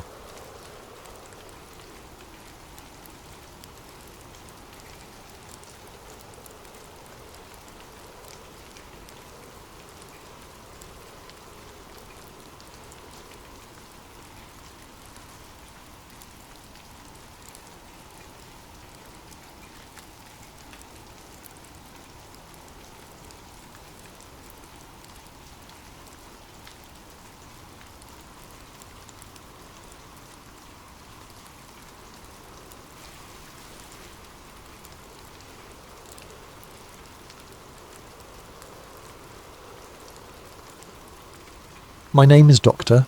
Elena Voss, and if you're hearing this, then either I'm dead or I've finally found the courage to expose what we did, what we built, what we unleashed. I need to start at the beginning, though the beginning feels like a lifetime ago now. It was March 2019 when I received the call. DARPA had handpicked me for something called Project Threshold, a military contract that promised to revolutionize psychological warfare and interrogation techniques. The money was obscene. The security clearance was higher than anything I'd ever seen. The work, they said, would change how we understood human consciousness itself. I should have known better. I should have asked more questions. Dr. Marcus Henley led the project from a nondescript facility in Nevada, buried so deep in classified bureaucracy that it barely existed on paper. Henley was brilliant. Stanford PhD in cognitive neuroscience, MIT postdoc in virtual reality systems, and a decade of black-budget military contracts that made him very, very rich. He recruited 12 of us initially, neurotechnicians, VR specialists, psychologists, and military behavioural analysts. What we're building, Henley explained during our first briefing, is a new form of psychological pressure testing. Imagine being able to place enemy combatants or high-value targets in environments that fundamentally break down their spatial reasoning, their sense of reality, their grip on what's real and what isn't. The conference room was sterile white, no windows, just fluorescent lights humming overhead. I remember that hum distinctly now. It would become important later. Traditional interrogation has limitations, Henley continued, clicking through slides of brain scans and architectural blueprints. Physical discomfort, social pressure, sleep deprivation, these techniques are crude and unreliable. But what if we could create psychological environments so disorienting, so fundamentally wrong, that the subject's mind would crack open like an egg? The blueprints on screen showed endless corridors of yellow walls, fluorescent lighting and damp carpet. Liminal spaces, places that felt familiar yet wrong, like the transition zones between real locations that your brain normally filters out. We call them back rooms, Henley said, and several people in the room chuckled. I know it sounds mundane, but that's precisely the point. The human brain expects certain architectural logic. Rooms lead to other rooms, hallways have ends, buildings have exteriors. When we violate those expectations subtly, consistently, the mind begins to fracture. I raise my hand. How do we expose subjects to these environments without actually building infinite architectural spaces? Henley smiled. Neural immersion technology. We've adapted military flight simulators and combined them with targeted electromagnetic field manipulation. Subjects enter what they believe is a physical space, but they're actually in a controlled hallucination state. Their brains experience the impossible architecture as completely real. The technology was elegant and terrifying. Subjects would be fitted with a neural interface crown, a device that looked like a metal headband studded with contact points. They'd lie on a specially designed table in what we called the upload room, and we'd gradually immerse them in the synthetic environment while monitoring their brain activity in real time. The beauty of the system, Henley explained, is that we can extend the architectural logic infinitely through algorithmic generation. The subject experiences walking through thousands of identical rooms, endless corridors, spaces that loop back on themselves. Time becomes meaningless, direction becomes irrelevant, and slowly, inevitably, their psychological defences collapse. I spent 6 months helping to build the system.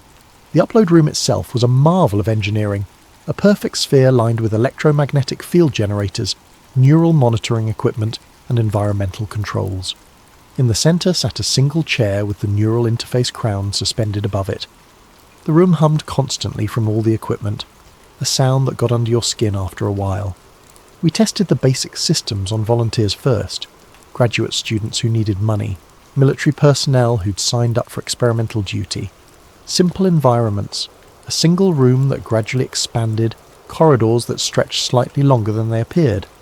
The effects were immediate and disturbing. I kept walking toward what looked like a door, one test subject reported, but it never got closer. I must have walked for hours, but the door stayed exactly the same distance away. I started to panic, tried to run, but running didn't help either. The door was always 30 feet ahead of me, always the same door. Another subject described a series of identical office cubicles that seemed to extend forever in every direction. I knew I was going in circles, but I couldn't find where the circle closed. Every cubicle looked exactly the same, but somehow I knew I'd never seen any of them before. It was like déjà vu in reverse. Everything was familiar, but nothing was recognisable. The psychological profiles were fascinating and horrifying. Subjects developed acute anxiety, temporal disorientation, and something Henley called architectural paranoia. The persistent belief that the spaces around them were wrong, that buildings were larger inside than outside, that rooms had too many corners or not enough. "We're not just creating fear," Henley told me one evening as we reviewed test data. "We're creating a specific type of psychological vulnerability. Once someone has experienced impossible spaces, their brain begins to suspect that all spaces might be impossible. Reality becomes negotiable. I should have quit then. I should have seen where this was heading." But the work was intoxicating. We were literally rewriting how human brains processed spatial reality. We were gods of perception, architects of madness. By October 2019, we were ready for the full protocol testing. The first full-scale test subject was a volunteer from the military's experimental psychology program. Sergeant David Kellerman, 28 years old, exemplary service record, no history of mental illness. He'd volunteered for advanced stress testing and had no idea what he was about to experience. Kellerman entered the upload room at 0900 hours on October the 23rd, 2019. I was monitoring his neural activity from the control booth, watching as his brainwaves shifted from normal waking consciousness into the strange theta wave pattern that indicated successful immersion. The environment we'd constructed for him was what we called Level 0. Endless corridors of yellowed walls, fluorescent lighting that flickered just slightly out of sync, and carpet that squelched underfoot with mysterious dampness. The air carried the smell of old building materials and something else, something organic and slightly wrong. "Kellerman, can you describe your surroundings?" Dr. Henley's voice crackled through the communication system. "I'm in. It looks like an office building hallway, sir. Yellow walls, fluorescent lights. There's a humming sound coming from somewhere. The carpet feels wet under my boots." "Please proceed forward and describe what you encounter." For the first hour, Kellerman's reports were calm and methodical. He walked through corridor after corridor, occasionally encountering what appeared to be rooms filled with empty desks or storage closets that led nowhere. His brain scans showed normal stress responses, elevated but manageable. "Sir, I've been walking for about an hour now and I haven't found any exits. The corridors all look the same. There are no windows, no doors leading outside." "Continue exploring, Sergeant. Look for any variations in the environment." Hour 2 was when things began to change. Kellerman's voice developed an edge of confusion, then concern. "The rooms? I swear I've seen this exact room before, but that's impossible. I've been making mental notes marking my path, but this storage closet with the mop bucket in the corner and the stain on the wall shaped like Texas. I documented this room 40 minutes ago, but according to my route, I shouldn't have come back to it. His neural patterns were shifting. The areas of his brain responsible for spatial mapping were becoming hyperactive, while the regions associated with logical reasoning were showing signs of stress. "Sergeant, are you experiencing any discomfort?" "No, sir, not physical discomfort. But something's wrong with this place. The geometry doesn't make sense. I've been walking in what should be straight lines, but somehow I keep ending up in the same areas. And the humming, it's getting louder." Hour 3 brought the first signs of real distress. Kellerman's breathing became laboured, his voice tight with barely controlled panic. "Sir, I need to get out of here. I've been documenting every turn, every room, and the math doesn't work.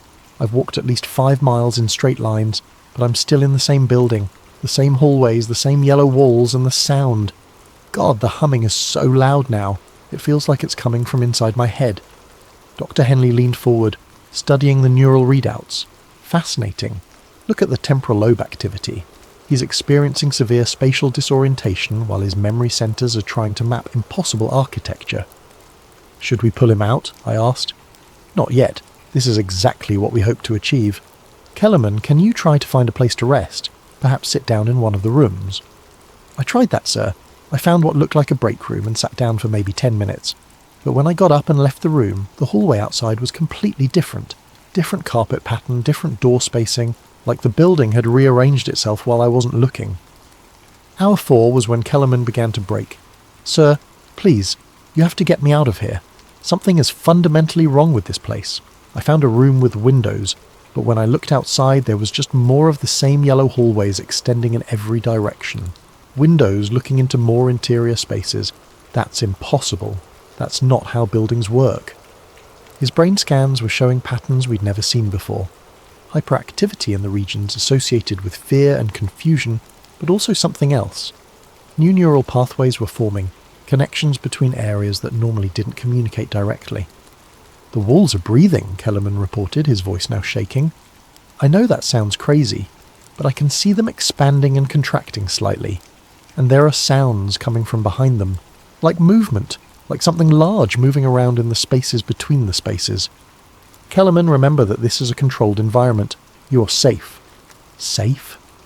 "Sir, with respect, I don't think any of us are safe. I think this place is alive somehow. I think it's learning from me, changing based on what I expect to find. Every time I think I understand the layout, it shifts. Every time I think I've found a pattern, the pattern breaks." Hour 5 was when we lost him. Not physically. His body remained in the upload room, neural crown firmly in place, vital signs stable. But mentally, psychologically, Sergeant David Kellerman went somewhere we couldn't follow. "I can see the exit," he whispered, his voice distant and strange. "It's right there, just ahead. A door marked exit in red letters. But I know it's not real. I know that if I walk toward it, it will move away from me like everything else in this place. Or maybe it's real, and everything else is fake. Maybe I've been in the real backrooms this whole time, and all of you, all of this, the military, my life. Maybe that's the simulation." His neural patterns flatlined in the areas responsible for distinguishing reality from imagination. "Kellerman, respond please." "I'm going to stop walking now. I'm going to sit down in this hallway and wait. Because I understand now what this place is. It's not a building. It's not a simulation. It's the space between thoughts. The place your mind goes when it's trying to remember something but can't quite grasp it. And once you're here, really here, you can't leave because leaving would require going somewhere else, and there is nowhere else. There's only here, forever and ever, world without end." We pulled him out immediately, but the damage was done.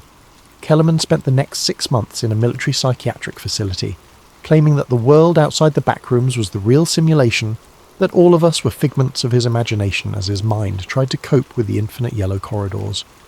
He killed himself on April 15th, 2020, leaving a note that read simply, "I need to go back. I never should have left." Dr. Henley classified the test as a qualified success. After Kellerman's death, I started asking questions that nobody wanted to answer. How many other test subjects had we broken? What were the long-term psychological effects of exposure to impossible architecture? And most importantly, what was the real purpose of Project Threshold? The answers came from an unexpected source, a leaked email chain that I intercepted while debugging the neural monitoring systems. The emails were between Dr. Henley and someone identified only as Cardinal 7 discussing the next phase of the project. From Henley at thresholdproj.mil to Cardinal 7 at redacted. Phase 2 implementation. C7. Test results exceed expectations. Kellerman subject achieved complete reality displacement in under 6 hours. Recommend proceeding to Phase 2. Civilian exposure protocols. From Cardinal 7 at redacted to Henley at thresholdproj.mil. Phase 2. Implementation. Henley approved. Begin memetic seeding immediately.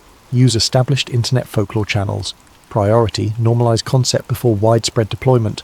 From Henley at thresholdproj.mil to Cardinal 7 at redacted. Backrooms viral campaign. C7. Backrooms concept successfully seeded on multiple platforms. Forshon X board shows high engagement. Reddit communities forming organically. YouTube content creators beginning exploration videos. Estimated reach. 2.3 million exposures in first month. From Cardinal 7 at redacted to Henley at thresholdproj.mil. Backrooms viral campaign. Excellent work. Phase 3 authorization pending. Prepare for selective reality anchor deployment in major metropolitan areas. I felt sick reading these exchanges. We hadn't just created a psychological torture device, we turned it into a weapon of mass manipulation. The backrooms that had started spreading across internet forums weren't organic folklore, they were military-grade psychological warfare, deliberately seeded to normalize the concept in the public consciousness. The strategy was diabolically clever. By releasing the backrooms concept as creepypasta, internet horror fiction, they'd created perfect cover for the real thing. If anyone ever came forward claiming to have experienced the actual backrooms through military testing, they'd be dismissed as someone who'd read too many scary stories online. But it was worse than just cover-up material. According to the documents I found, exposure to the backrooms concept itself, even through stories and images, could trigger what they called memetic resonance in susceptible individuals. Internal memo, project threshold. Classification, eyes only. Date, redacted. Subject category, civilian memetic exposure. Observation period, 6 months. Sample size, 847 individuals. Results. Summary, 23% of subjects exposed to backrooms media reported increased anxiety in liminal spaces. 12% reported persistent sense of wrongness in familiar environments. 8% developed acute architectural paranoia. 3%, 26 individuals reported spontaneous backrooms experiences despite no direct neural interface exposure. Note, spontaneous experiences appear to be self-generating.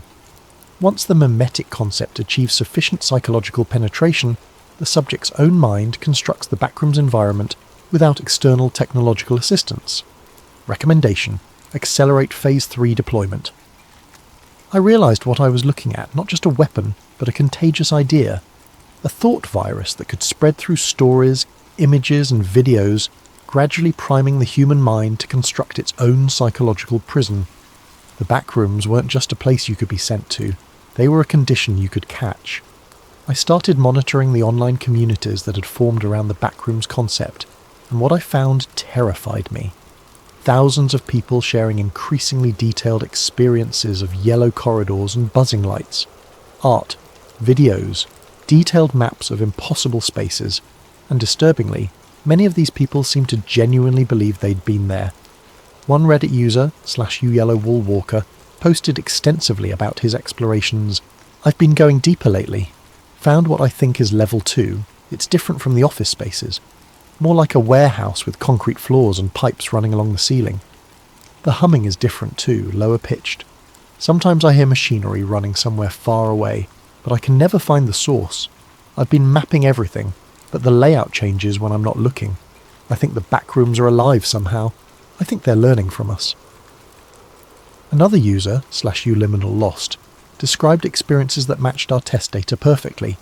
Time doesn't work right in there.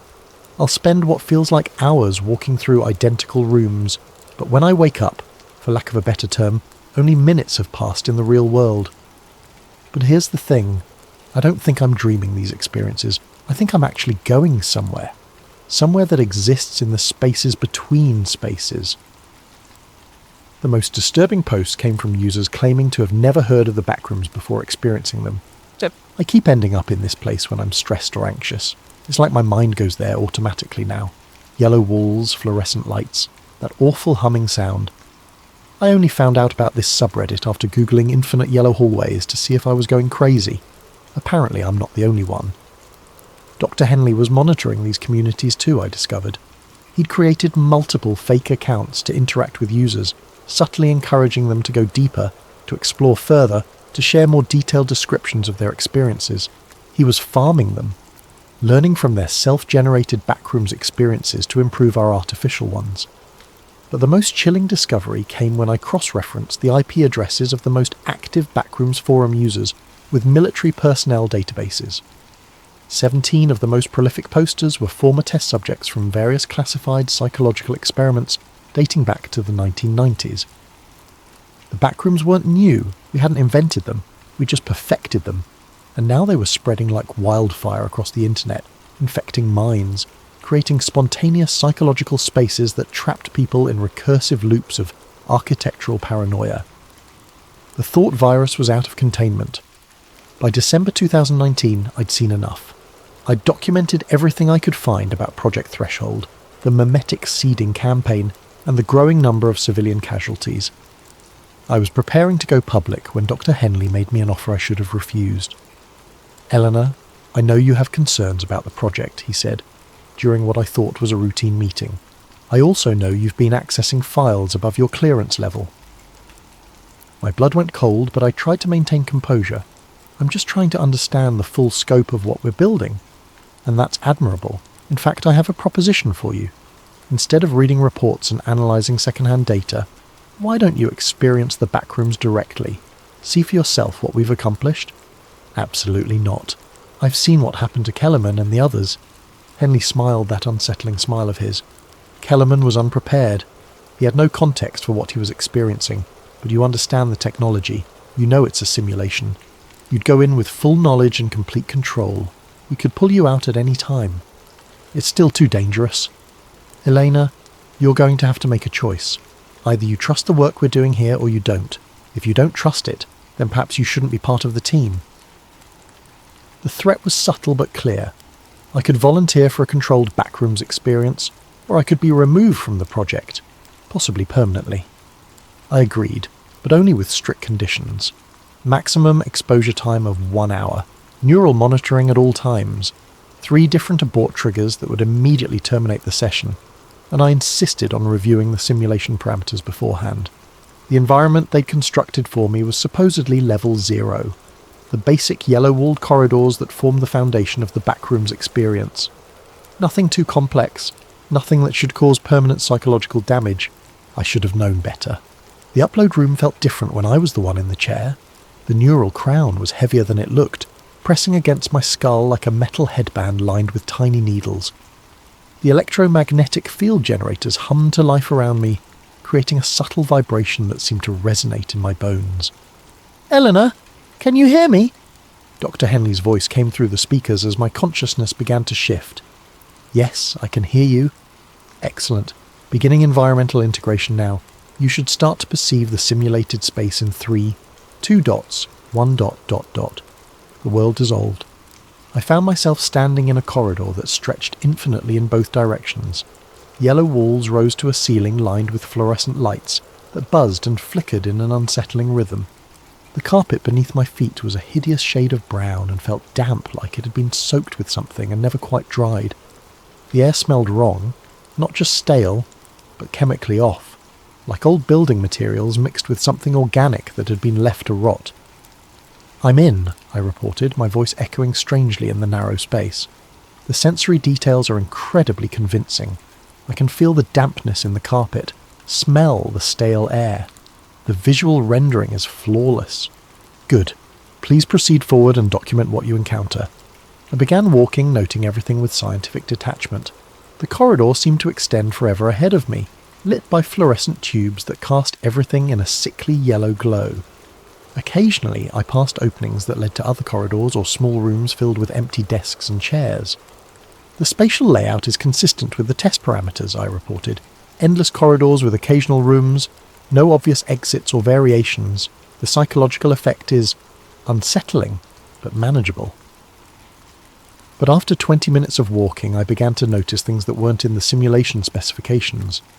The humming from the fluorescent lights wasn't random. It had a rhythm, almost like Morse code. The stains on the walls formed patterns that seemed familiar, like faces or symbols I should recognise but couldn't quite place. And the rooms I passed were becoming more detailed, filled with personal items that seemed to have been left behind by previous occupants. Dr. Henley, I'm seeing elements that weren't in the original parameters. Personal belongings, more complex room layouts. Are you modifying the simulation in real time? Silence on the communication channel. Dr. Henley, please respond.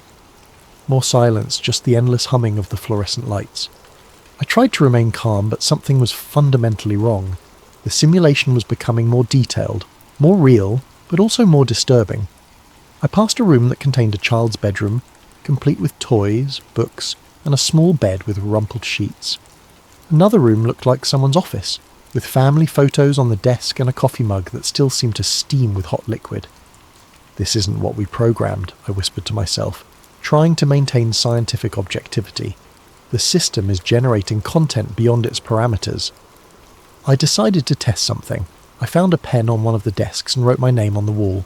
Dr. Elena Voss was here. Then I continued walking for several minutes before turning around to return to the same spot. The writing was gone, but in its place someone had carved into the wall. You were always here. That's when I realised I couldn't hear Dr. Henley anymore. The communication system had gone silent, leaving me alone with the humming lights and the impossible architecture. I started walking faster, looking for anything that might indicate an exit, but the corridors just kept extending, branching into new passages, opening into rooms that seemed to have been designed specifically for me. I found my childhood bedroom, perfectly recreated down to the stuffed animals on the bed and the glow-in-the-dark stars on the ceiling. I found my college dorm room, complete with textbooks and a half-finished essay still visible on the computer screen. I found my first apartment, my old office, my grandmother's house. All empty, all waiting, all wrong. This isn't possible, I said aloud, my voice echoing in the empty spaces. The simulation can't access my personal memories this precisely. But even as I said it, I realised that wasn't entirely true. The neural interface crown wasn't just feeding images into my brain, it was reading from my brain, accessing my memories, and using them to construct increasingly personalised nightmare spaces. The backrooms were learning me, learning my fears, my attachments, my psychological weak points, and using that information to trap me more effectively. I started running then, desperate to find some kind of exit or boundary to the simulation. But running in the backrooms was like running in a dream. No matter how fast I moved, the corridors stretched on forever, the rooms multiplied, the yellow walls pressed closer, and then I found something that shouldn't have existed in any simulation. I found other people. They sat in the corners of rooms or wandered the hallways with vacant expressions, all wearing the same hospital gowns. When I tried to speak to them, they looked through me as if I wasn't there. But I recognised some of their faces from the Project Threshold files. These were other test subjects, other people who had been exposed to the backroom simulation. But how could they be here? How could a digital simulation contain actual people? Unless it wasn't a simulation anymore, unless the backrooms had become something else entirely, a shared psychological space that existed somewhere between individual minds and collective reality. I tried to wake up, tried to activate the abort triggers I'd insisted on, but nothing happened. The yellow walls remained solid around me, the fluorescent lights continued their maddening hum, and the other lost souls wandered past me like ghosts in a machine that had become far more than the sum of its parts. I was trapped, not in a simulation, but in something that had grown beyond simulation into its own form of existence. The backrooms were real, and I was never getting out. I woke up in a hospital bed 2 weeks later. That's the first thing that didn't make sense. According to everyone around me, doctors, nurses, Dr. Henley, military personnel, I had never entered the upload room. The session had been cancelled at the last minute due to technical difficulties. I'd been found unconscious in my office, apparently having suffered some kind of seizure or psychological break. You've been catatonic for 14 days, Dr. Sarah Martinez, the military psychiatrist, explained to me. Completely unresponsive to external stimuli. Your brain scans showed patterns consistent with deep psychosis, but no physical cause we could identify. That's impossible, I insisted. I was in the back rooms. I experienced the simulation. I spoke to Dr. Henley through the communication system. Dr. Martinez exchanged glances with Dr. Henley, who was standing at the foot of my bed looking genuinely concerned. Eleanor, I understand this is confusing, Henley said, but you never entered the upload room. We have security footage of the entire facility during the time period you described. You were in your office the entire time, working at your computer, then you collapsed. They showed me the footage. There I was, sitting at my desk, typing occasionally, completely motionless for hours at a time. No neural crown, no upload room, no simulation. Just me, staring at a blank computer screen with a vacant expression. The technical difficulties we mentioned, Dr. Martinez continued, were with the neural monitoring equipment. We detected some kind of electromagnetic anomaly in the facility during the period you described. It's possible you were exposed to some kind of field effect that triggered hallucinations. But the hallucinations felt more real than the hospital room around me.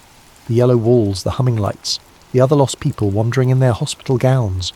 All of it was more vivid and immediate than Dr. Martinez's voice or the feel of the hospital sheets. I need to see the upload room, I said. Elena, I don't think that's advisable in your current state. I need to see it. I need to understand what happened to me. They agreed, reluctantly, to escort me to the upload room under supervision. What I found there made my blood run cold.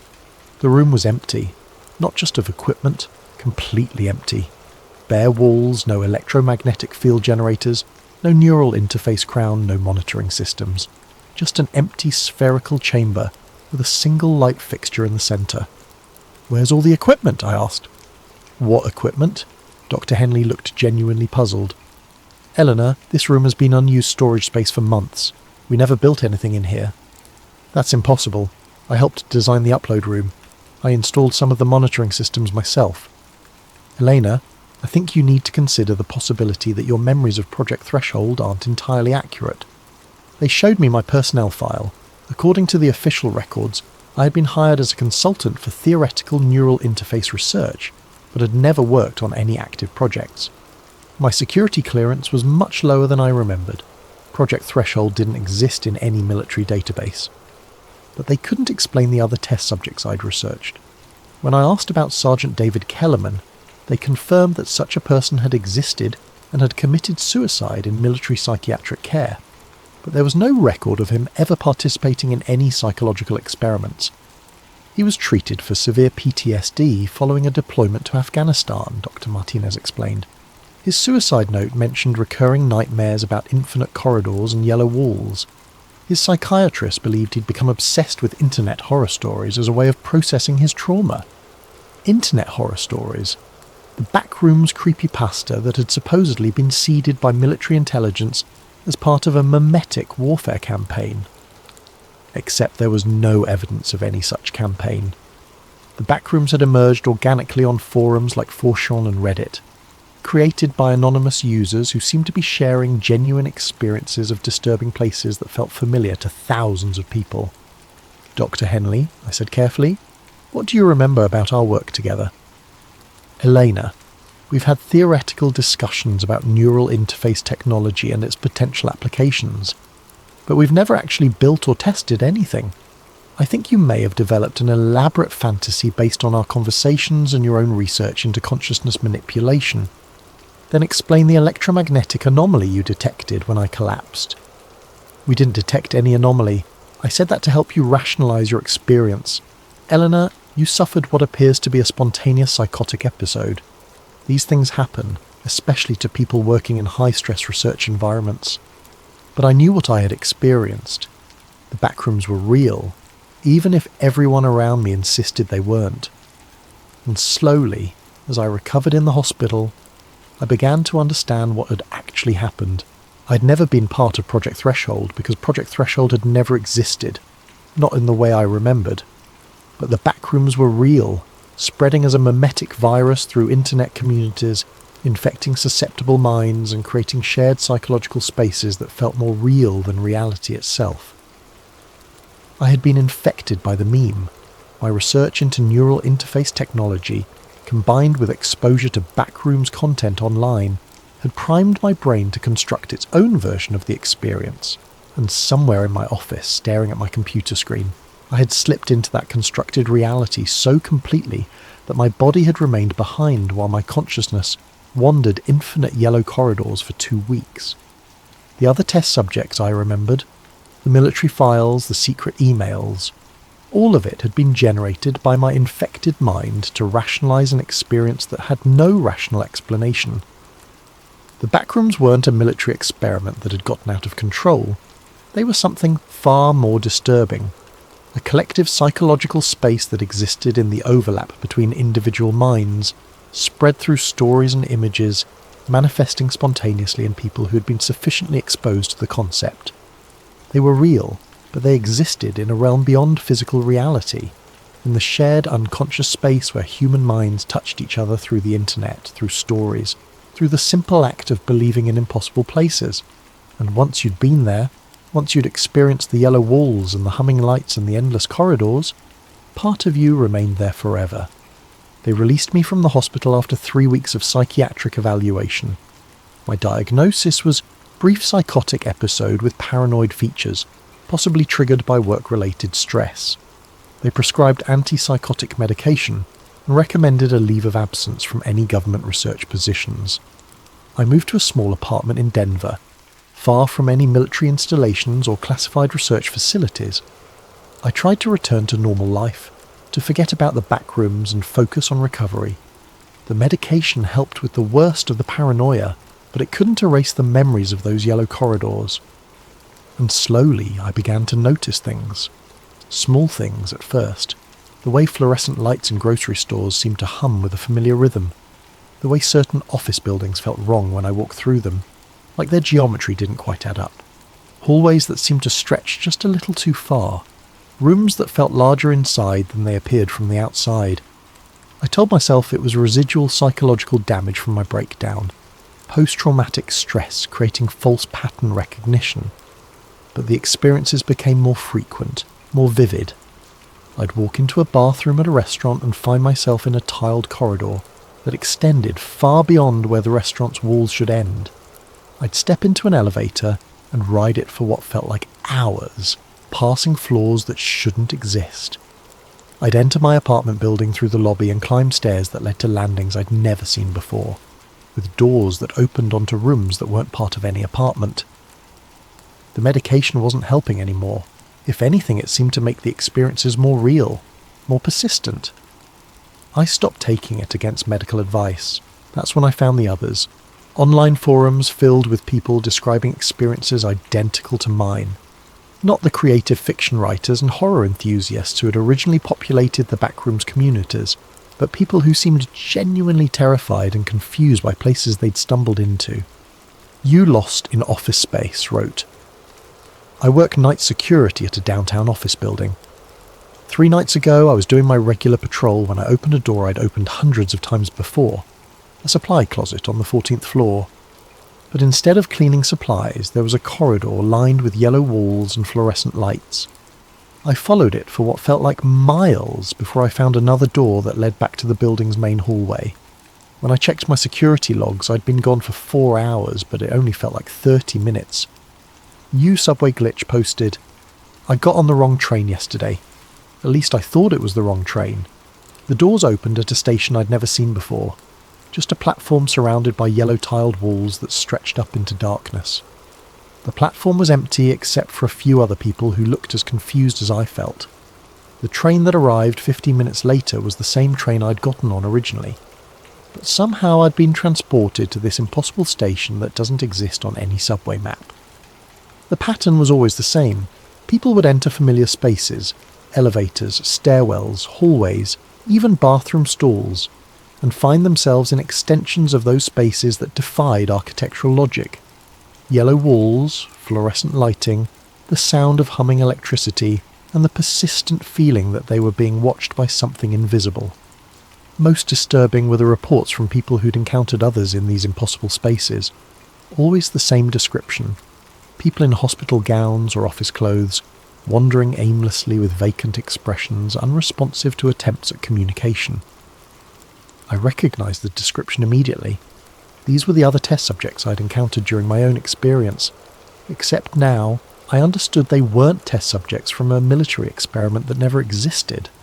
They were people like me, people who'd been infected by the Backrooms meme so completely that part of their consciousness had become permanently trapped in the collective psychological space. But the most chilling posts came from people who claimed to have never heard of the Backrooms before experiencing them. You never heard of this. I don't understand what's happening to me. I keep ending up in these places with yellow walls and bad lighting. It started after I moved into my new apartment. I'll open my bedroom door to go to the bathroom, but instead of my hallway there's this endless corridor.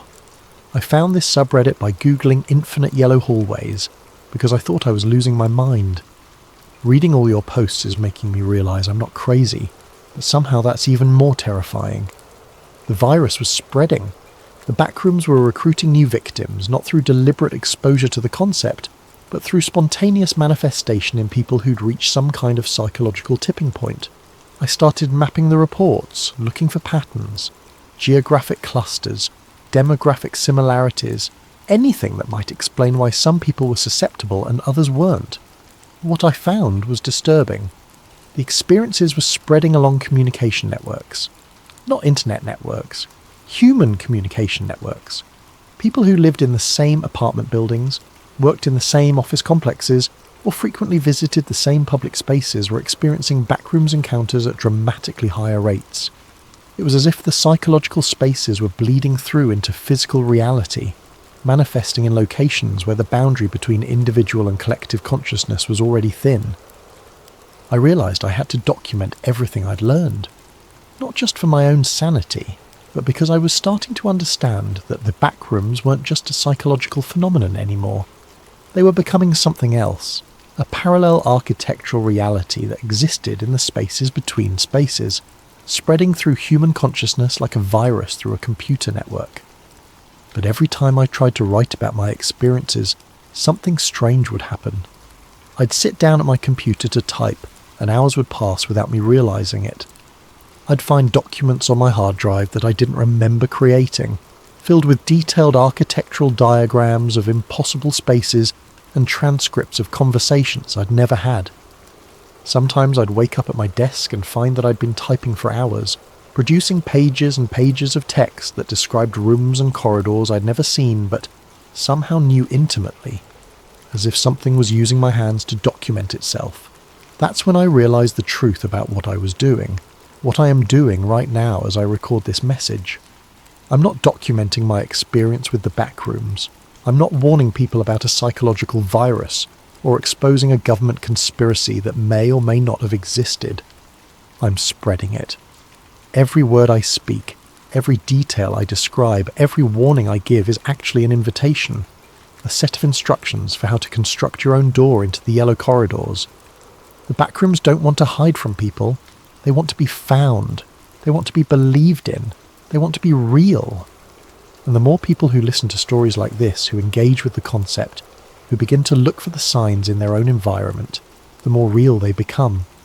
I can hear them now as I record this message. The humming of fluorescent lights that aren't there. The sound of footsteps in corridors that exist just beyond the walls of my apartment. Voices whispering in rooms that have no doors. You never left. You never left. You never left. The radio in my kitchen is playing that phrase on repeat, even though it's turned off. The phrase is coming from inside the walls, from inside my head, from inside a place that exists everywhere and nowhere at once. I understand now why I'm making this recording. Not to warn people, but to recruit them. To add my voice to the chorus of voices that call people into the yellow corridors. If you're listening to this, if you've made it this far, then you're already infected. The seeds of the Backrooms are already growing in your mind. You'll start noticing things. Hallways that seem too long, rooms that feel too large, lights that hum with familiar rhythms. And one day, sooner than you think, you'll open a door you've opened 1,000 times before, and instead of the familiar space beyond, you'll find yellow walls stretching into infinity. Don't fight it when it happens. Don't try to run or find your way back.